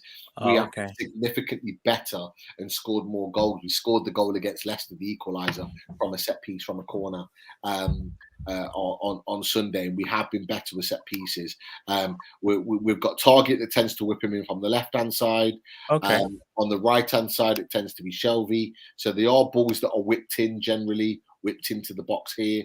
But in terms of what the movements are with players, who knows? We know we've got the physical aspect of Dan Burn being 6'7", 6'8". Shaw is actually deceptively good in the air. And he scored against Brighton, effectively being the winning goal. He is good in the air. He's good at heading the ball. Joe Linton's good at attacking the ball in the air. After scored for his last season against Man City in the air. You've already talked about Chris Wood. Bruno Guimaraes will be in and around the edge of the box. So we've got players that are good in set piece areas. We like to even if we have a free kick, say around here in the box, we like to whip it into the box, cause problems. And what you'll find is any free kick within this kind of line of the pitch, anything forward, what you'll tend to find is these two boys will come up the pitch, and it'll be the likes of Kraft and Target and maybe Shelvey that will sit back in and allow these boys to get in the box to kind of create havoc along with Joe Linton. So we've got that physical aspect that we like to get people forward in terms of like creating chances. And that's been the big difference for us, is that we like to cause problems. Obviously, Leicester set pieces are, I think, the worst in the Premier League, and we exploited that. So you saying that Palace maybe are not great at set pieces, fills me with a little bit of confidence, because I think being at home, being at St James's Park, I think, with our team, we do tend to play to create set pieces from that perspective. And I think that's something that we will look to do. That's for sure. So yeah, really, really, really interesting from that perspective, from a tactical point of view. And we'll leave that one there. And we'll come back. So, we always like to get a tactic board out, and it's a new feature that we brought in a number of weeks ago, and I think it just brings an extra edge to the game from that point of view. So, really looking forward to seeing how some of that materializes. Going back to some questions now, just before we go to the predictions at the end of the show, a number of fantastic questions from people in the chat. And Munchie said, even in all, hope for a win tomorrow to make it 6 wins in at St James's Park, which is what you said, Keith, earlier on. Not been done in 18 years since the Bobby Robson days. So you're well on the ball, Keith, with regards to that. Tunza said, if we finish where we are or above, would it be acceptable next season, as fans are talking about hundreds of millions we're going to spend, but what happens if we don't spend hundreds of millions? It's an interesting point. From that perspective. What do you think about that? I'll come to you, Keith. What do you think about that in terms of, would it be acceptable next season?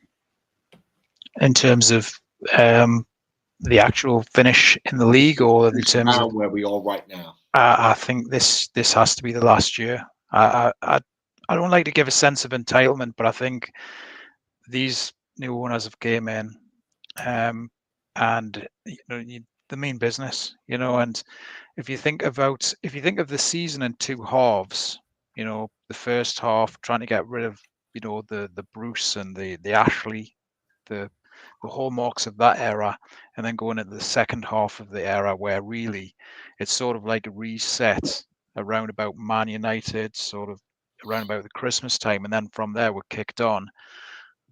I just think, bar the couple of hiccups a few weeks ago, we're heading in the right direction, and we need to head more in that right direction. We need more of the likes of the Trippiers, the Guimaraes, where they're raising the bar and saying, look, get the standards raised here, right across the team, leaders right across the team.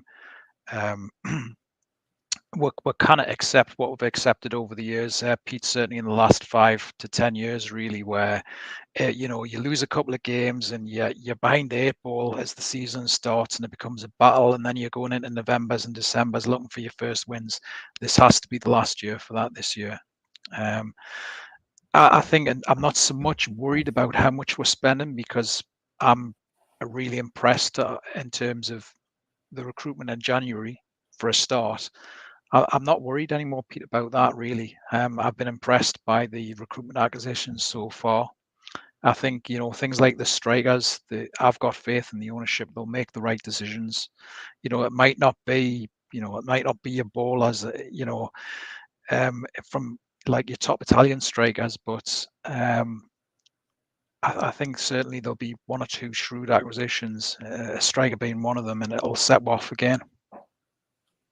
Yeah, I'm inclined to agree with you.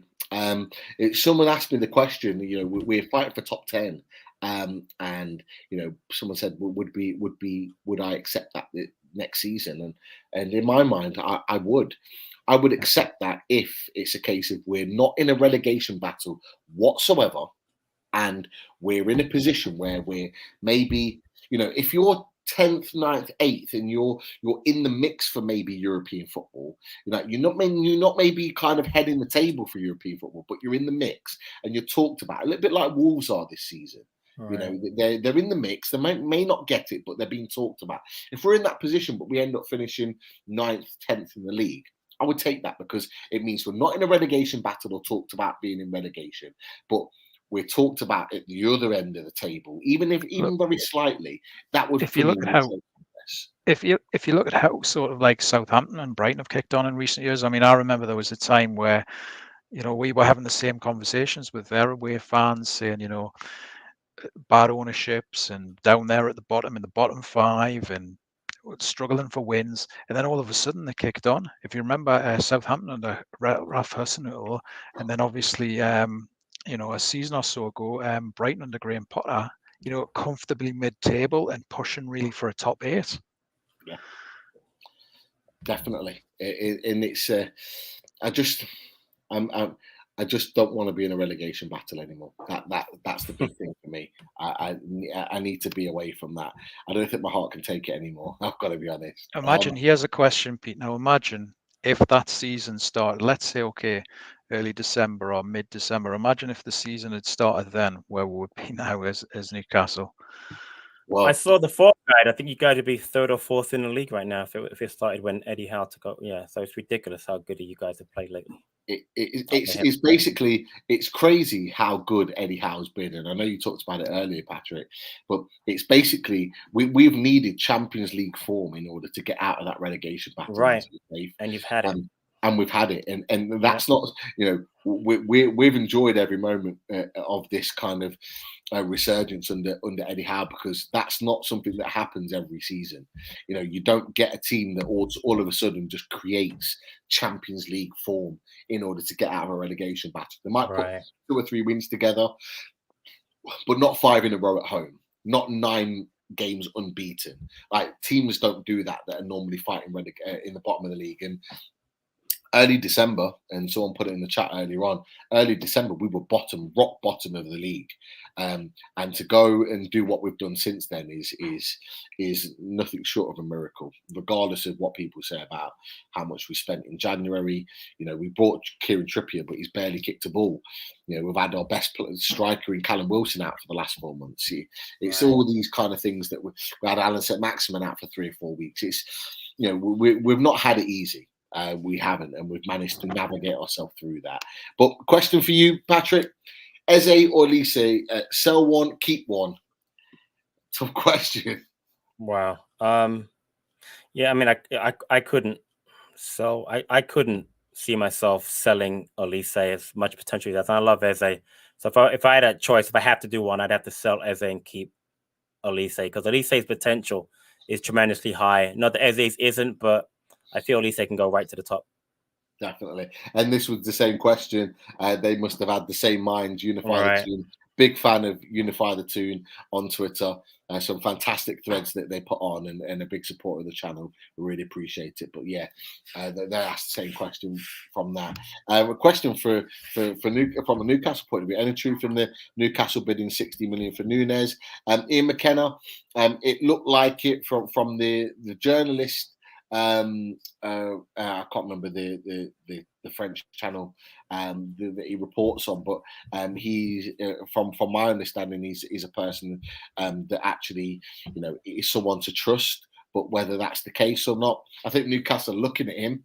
And I know there's been conflicting reports today that maybe we're looking at Ivan Toney as an alternative.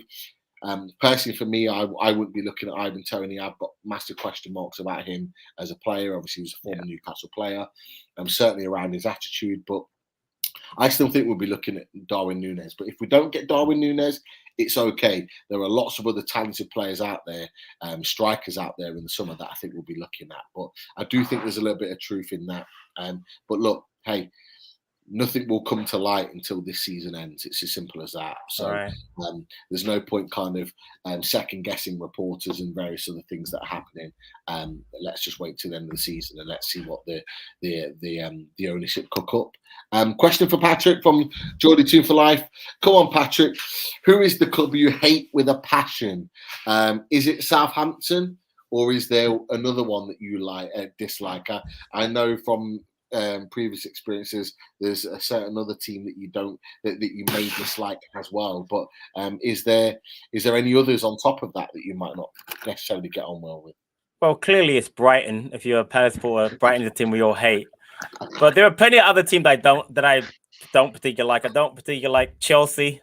Don't particularly like Tottenham. Don't particularly like Arsenal. So I can go through the London clubs. So, but no, it's definitely Brighton. As a Palace supporter, you're brought up, and when I grew up, that's when the rivalry kind of began with Alan Mullery and stuff. So Terry Venables. So yeah, I mean, if you're a Palace supporter of any ilk, it's definitely always going to be Brighton as long as they're in the Premier League. So yeah. Any particular reason why it is Brighton? Malcolm's put on there have some. He puts it as bizarre with Brighton, but he might not know the reason why. So I'll give you what the folklore says, and this is what most Palace fans take it as. So back in the early 70s, Palace played Brighton in a couple of in 3 actually FA Cup ties that Palace eventually ended up winning. The two men were Alan Mullery and Terry Venables, former teammates at Spurs, who apparently hated each other. So it stemmed from the fact they didn't like each other, where the rivalry began from, because obviously geographically Brighton isn't that close to Palace. It's not that far, but it's down by the coast. And then we played each other a lot because unfortunately we were both in the lower divisions back then. It was Division 3, then Division 2. So we played each other a lot. There was that rivalry, and it grew out of that really. And the fans didn't like each other. We changed our name under our mascot under Malcolm Allison from the Glazers to the Eagles, and not soon thereafter they changed their nickname from the Dolphins to the Seagulls, Seagulls kind of thing. So yeah, it's bizarre, but yeah, that's where it kind of comes from. So yeah, there's some great content on the internet. Copper 90, I don't know if you've ever watched their channel. And their documentaries. They've got some great sort of short documentary clips about the Derby rivalries, and that one in particular. That's one and in as there. you say, Yeah, it is. it just recounts the tale, and it's an amazing story where Alan Mullery apparently was hit with coffee or something. He with a coin, and he gave us the thing, gave him two fingers up to the Palace supporters. Yeah, one of our former managers, by the way. So yeah, it's bizarre, but it's fun. To me, it's fun because it's nice to have the local derbies are great, but a rivalry when you can really get his teeth stuck into it when you play each other. Now we play each other 2 times each season. Now it's great. It's great for me, so I love it. Interesting. Very, very interesting. No, good to hear a little bit of that experience in there, of why there's a little bit of hatred between the two teams. Well, Patrick said the only reason he mentioned, I think, in his previous point, Southampton is because Ralphie and that salty and the word we won't share on here. But there's a lot of Newcastle fans that are very frustrated with Ralph Hasenhüttl for his comments about Newcastle, who we had to reschedule our games due to COVID outbreak and a high number of injuries that Ralph Hasenhüttl wasn't very happy about. Because, interesting. At that point in time, he had a fit and firing squad that felt they could have taken advantage of it, and he was disappointed because when the replay was going to be arranged, he knew it would be after the transfer window, and he was disappointed. And you added some players, didn't you? Right, yeah, we signed some players. Yeah, I remember now. And interestingly, Bruno Guimaraes, one of those signings, scored the winning goal. Chris Wood as well got the other one. Chris Wood, another player this time. So maybe he was vindicated in the fact that he was frustrated, but actually, it wasn't that we planned to do it. I mean, the Arsenal-Tottenham game, I think, was a disgrace. I think there was one player that got COVID and they cancelled the game on the back. Yeah. Whereas we had, I think, 7 or 8 players out, and then we had a further 4 or 5 that were injured. So there was a genuine reason behind it. So Newcastle fans have got their back up a little bit with Ralph Hasenhüttl, which is why I think he'd made that point. Just before we go on, because there's a few more questions for you on there as well. But Harry's put, Pete saw you on Sunday passing outside the Strawberry. Your daughter looked like she was buzzing. She really was. Nice. She could not believe how big St. James's Park was. I had to pre-warn her because obviously there's so many people around the football stadium. She's never been to a football match before in her life. Oh, wow. And obviously seeing it on the TV and actually experiencing it live is very, very different. Yeah, I had to pre-warn her that there was a lot of people around. It'd be very busy, but she wasn't worried about it. She just was mesmerised by the stadium and the fans and everything about it. She had the absolute best day. The noise as well. I think Pete as well would have really hit her as well. The first time she's heard noise like that, particularly in extra time. I put some pictures up on the fans forum show earlier on in the week, and she just could not believe the reaction when we scored the 2 goals. She was just on cloud 9. It was fantastic to see, and she was also on the True Faith fan cam. So if you haven't been on the True Faith fan cam on YouTube, she's on there talking about the game afterwards. Had a little bit of an interview with Emil Franchi, who I know very, very well. Is a really great guy. So if you haven't checked that out, check it out because it is a brilliant watch as well. So Trippier for Prime Minister, thank you for mentioning that. Absolutely top stuff, and it just makes football even more sweeter when you're able to take a child to the game and get them to experience it. She's hooked on Newcastle now. That'll be it for life. That's brilliant. Which makes me very, very happy. I've got to say. But another question for you coming your way, Patrick. We've got a few more questions to come through. Is it time to move Benteke on next season? Good question. Yeah, I can see that happening. I mean, I thought he had a really good stretch before the transfer that I mentioned before. Mateta signed permanently. He scored against teams like Burnley. But honestly, at this point now, we've got Edouard, we've got Mateta. Wolf can play up top, and we just signed Luke Plunge from Derby. He left him on loan there. Then they got relegated, obviously, yesterday. So he'll be coming in next season. So it's definitely, I can see us and the wages, even though his wages were cut somewhat this season, I can see Benteke moving on at the end of the season for sure. Interesting. He's had a good stint at Palace, and he has injury riddle, but he did well for most of it. He did, and the fact that your strikers are doing well, Edouard and Mateta and Zaha and Ayew are scoring goals and looking dangerous. You've got Elise coming through. You've got an array of talent there that are scoring and performing. So might be the right time to move him on. Right. That's for sure. And I think someone would put this, I think he's only got 12 months left on his contract. They might sell an upgrade and give the youth a chance. So that might definitely, I agree with that. What you're looking at, that's for sure.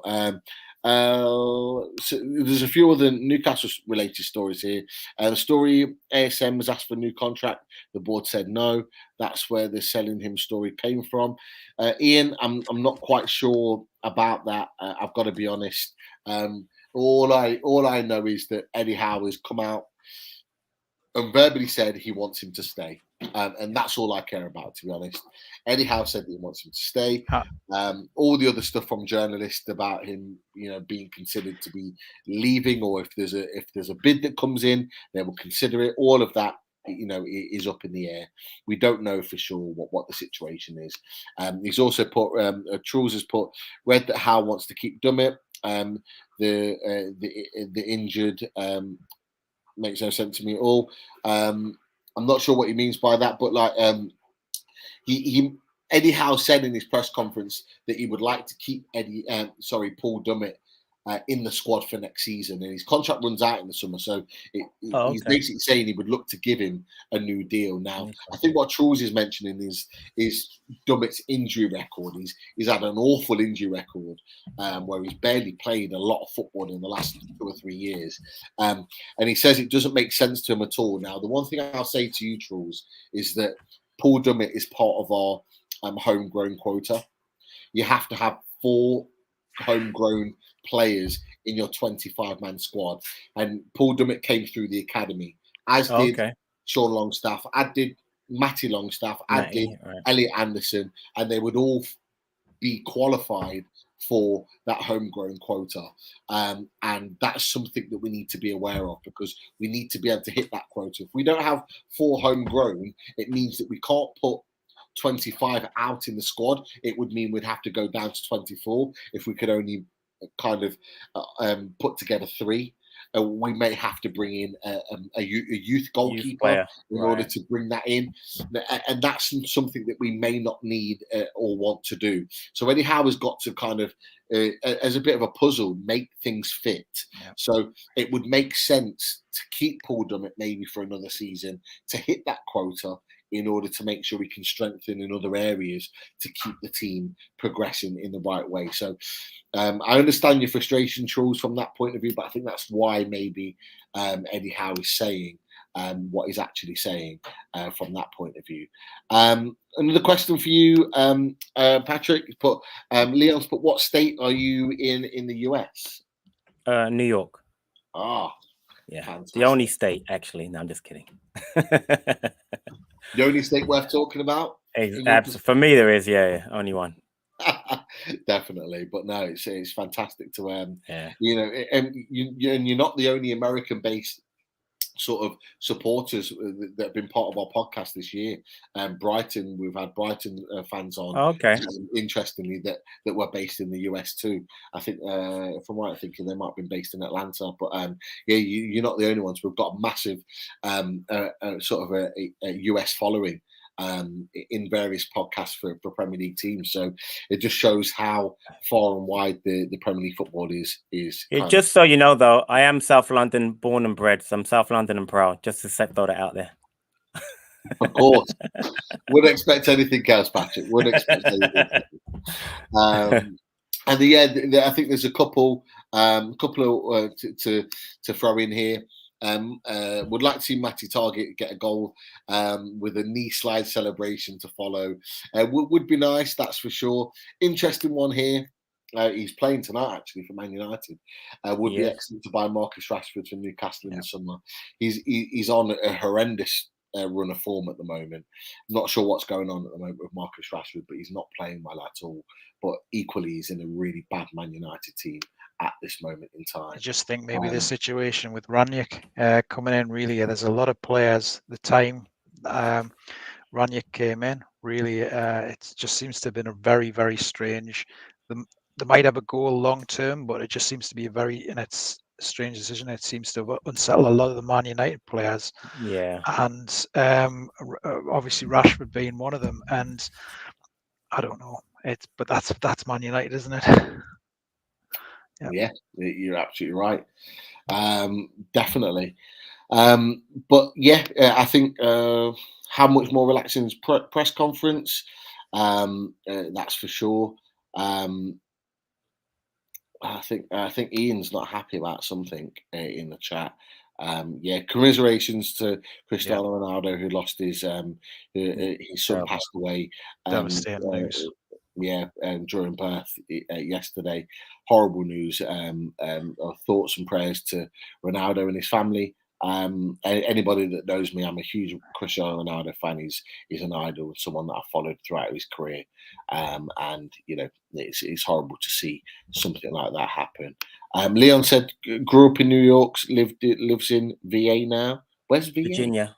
Oh, My sister Virginia, lives in okay. Virginia. Yeah, Virginia. Yeah. Interesting. Oh, good stuff, Leon. Good to know. Adam said, can hear the American accent taking over a bit. Mind. Yep, 100%. 100%. How long in and out? Comes in and out.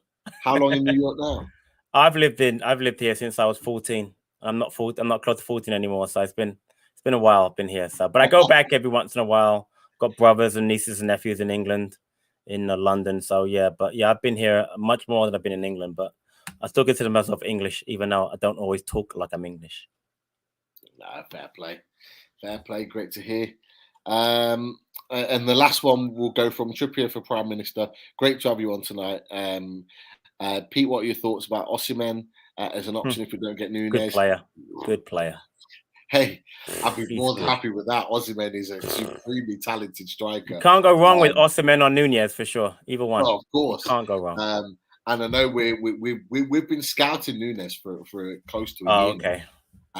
We've been scouting very, very closely, but there's talks that not only are his performances in the Champions League attracting interest from Champions League level teams, equally his agent is now seeing it as an opportunity to make some of that money. Of course. So he's adding huge money onto the deal. So it's not only going to cost the likes of 40, 50, 60 million euros to sign the player from Benfica, who I think Benfica are very open with the fact that they'll sell him this summer. Yeah. But on top of that, the agent seeing it as a chance fees to make their own money. So that's where it's becoming a bit of a sticker. And Newcastle United at the moment obviously are seen as the money team with the most money in the world. And agents and clubs are trying to exploit that. And Newcastle are saying, well, no, we're not going to be exploited. If you're going to go over the odds, then we'll look elsewhere. So that's it seems like that's kind of the mindset at the moment with regards to that. At the moment, Ian's put Pete only want Haaland. We can dream, no chance. There you go. He's been signed with Manchester City since September. That deal was always going to be in place. And please do not ask me about Calvert-Lewin because I don't rate him at all. I don't want him at Newcastle. Everton are staying up now, though, aren't they? More likely to be staying up. I don't think so. Look, I'll come to both of you, and I'll come to yourself, Patrick. It's looking like it's a two-horse race now between Burnley and Everton. And if anyone's seen their fixtures, Everton's fixtures and Burnley's fixtures are horrendous. And actually, Burnley's are more winnable. They've got teams in and around them, but they've got winnable games because the majority of their final games, I think they've got 7 games left of the season, and the majority of them are at home at Turf Moor. So when people ask me the question, do you think Everton are definitely staying up now? It's not guaranteed. What are your thoughts on that, Patrick?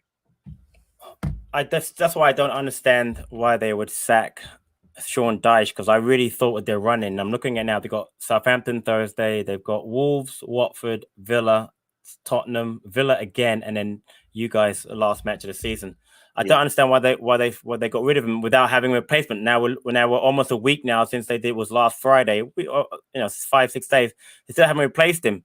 I don't think they're going to continue with this under-23 manager as their manager. So to me, it's baffling. Having said that, Everton did win their last match. I prefer Burnley to stay up than Everton. Not that I have anything against Everton. I don't particularly like Frank Lampard as an individual. So if I had a choice, I would love Burnley to stay up. But again, because of the manager's change, I just don't think there's a way that he gets a tune out of that team, unless it was a background issue that they really didn't want to play for Daesh, and that's why they got rid of him. But I can't imagine Daesh would have brought them right back up to me anyway, so why get rid of him? So there's much more to that story. But again, you're right. I think Everton's fixtures are much more difficult than Burnley, but I think Burnley are going to struggle without a manager unless something miracle happened with the standing manager I have right now.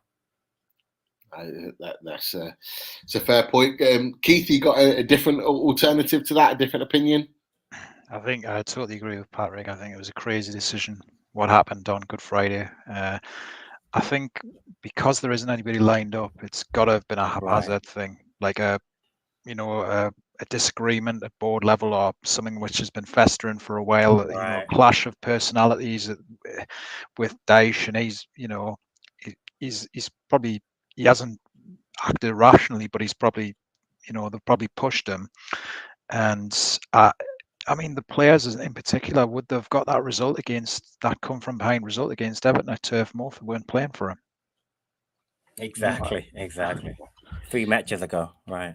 Exactly, and it's I think this is a good move for Sean Dyche. I think it was time for him to leave. I think he would have left anyway at the end of the season. He's got a lot of supporters and people that like him in the game, really, and I think that a lot of us, I don't want to say a second team or a favourite second manager, but a lot of us will want to see Sean Dyche get a good job after this. Another chance and to push on.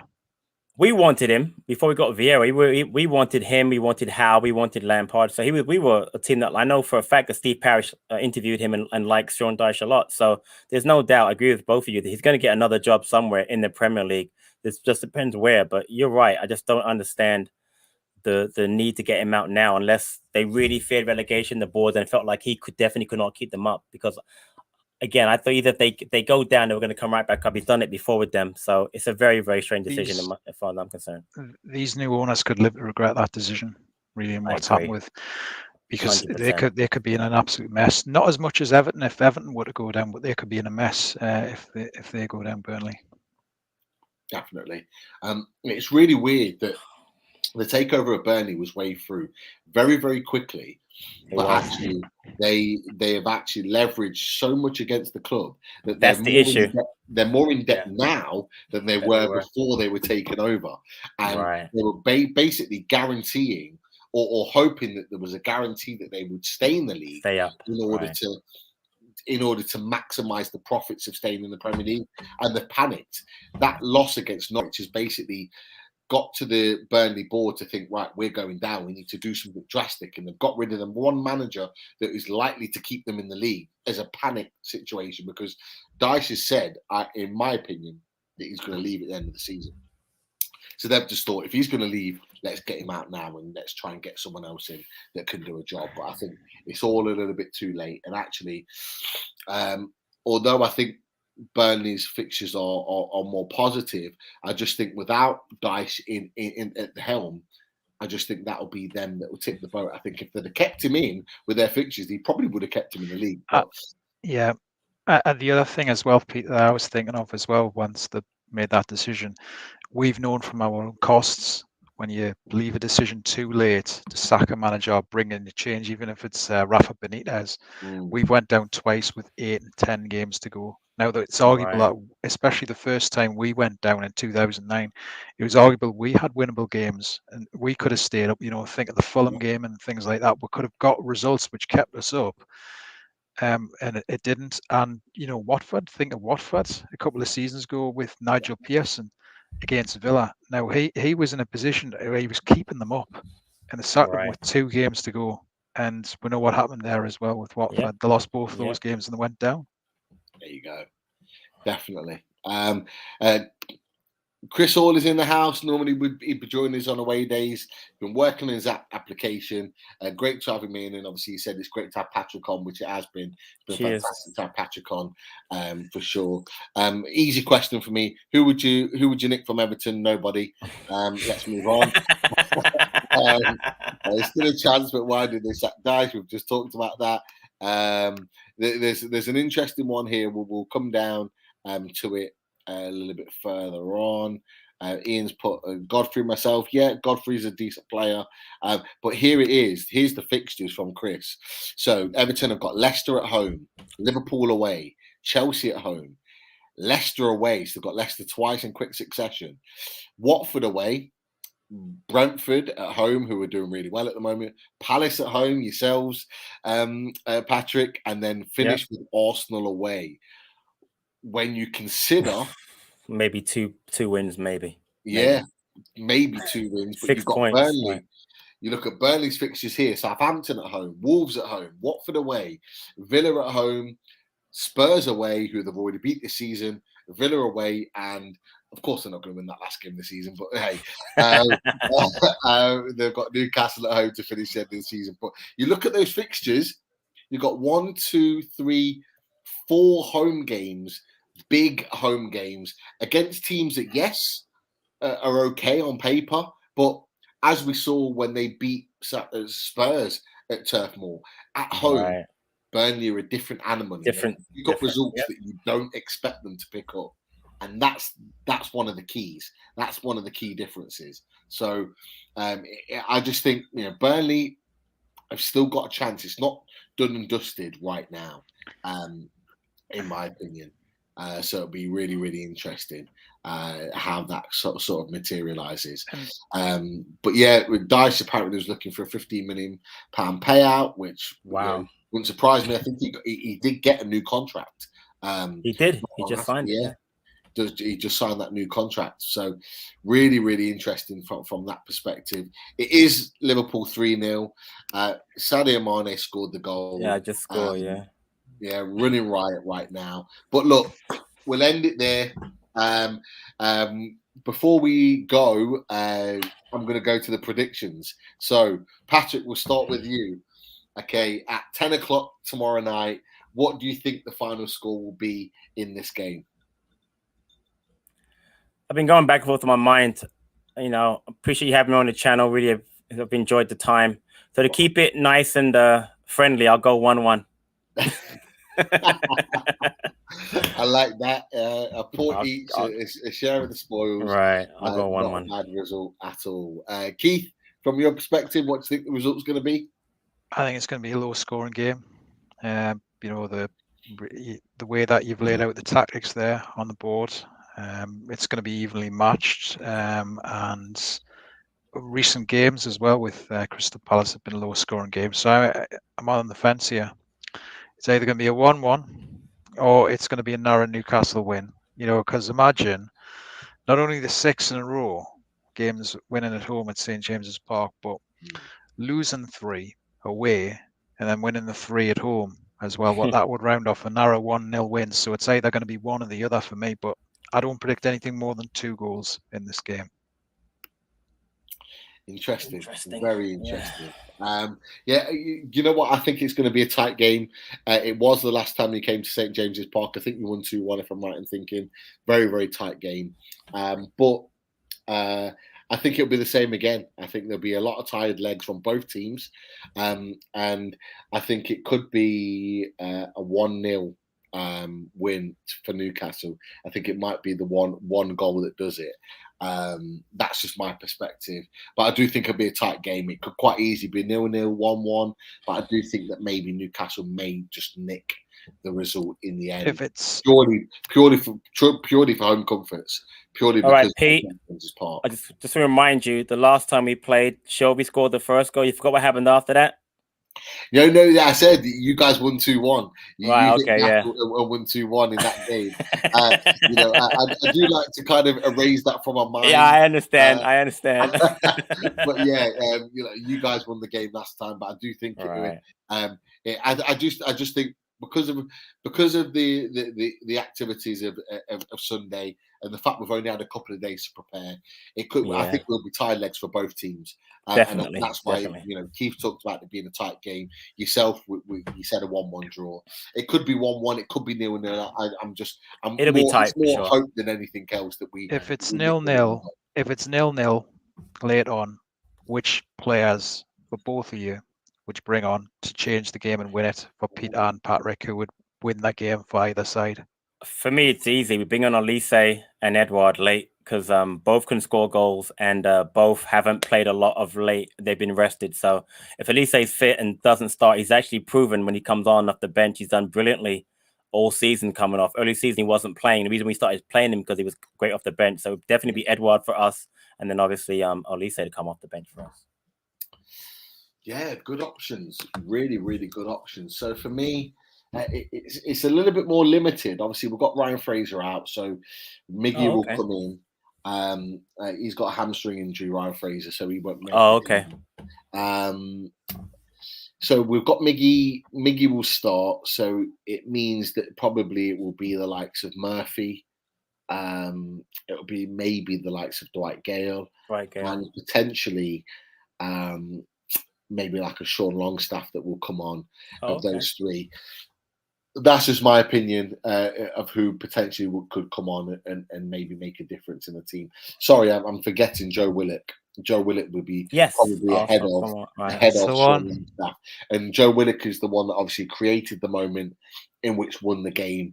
Set up the goal for Bruno Guimaraes. So those three may be the ones that can come on and really influence the game. But we'll see. I do think it'll be a tight game, definitely. But it'll be interesting. It'll be a really, really good watch. And as Chris has just said on here, if you haven't subscribed already, why not? Click that subscribe button. It's free. You never miss a show. We are looking at pushing to 3,000 subscribers. We are very, very close to hitting that mark. So if you haven't already, come and join us and subscribe to the channel. And there'll be a lot more content coming this way. Just before we wrap up, if you haven't already, have a look at our sponsors, Black and White Army, Bronwyn with some fantastic gear from the Black and White Army sponsor, and her new range is out, 1881. So if you haven't checked out 1881, check it out. It came live earlier on. Back end of last week it came live, so check that out. From Simon's point of view, Shy Burns is a massive supporter of mental health. Check out their different range of gear. There is a lot more on the website. We've only given you a little snapshot in these pictures here. And Pins and Prints, our other logo, our other sponsors. Pins and Prints. We've got some fantastic pins and prints on the site that are available.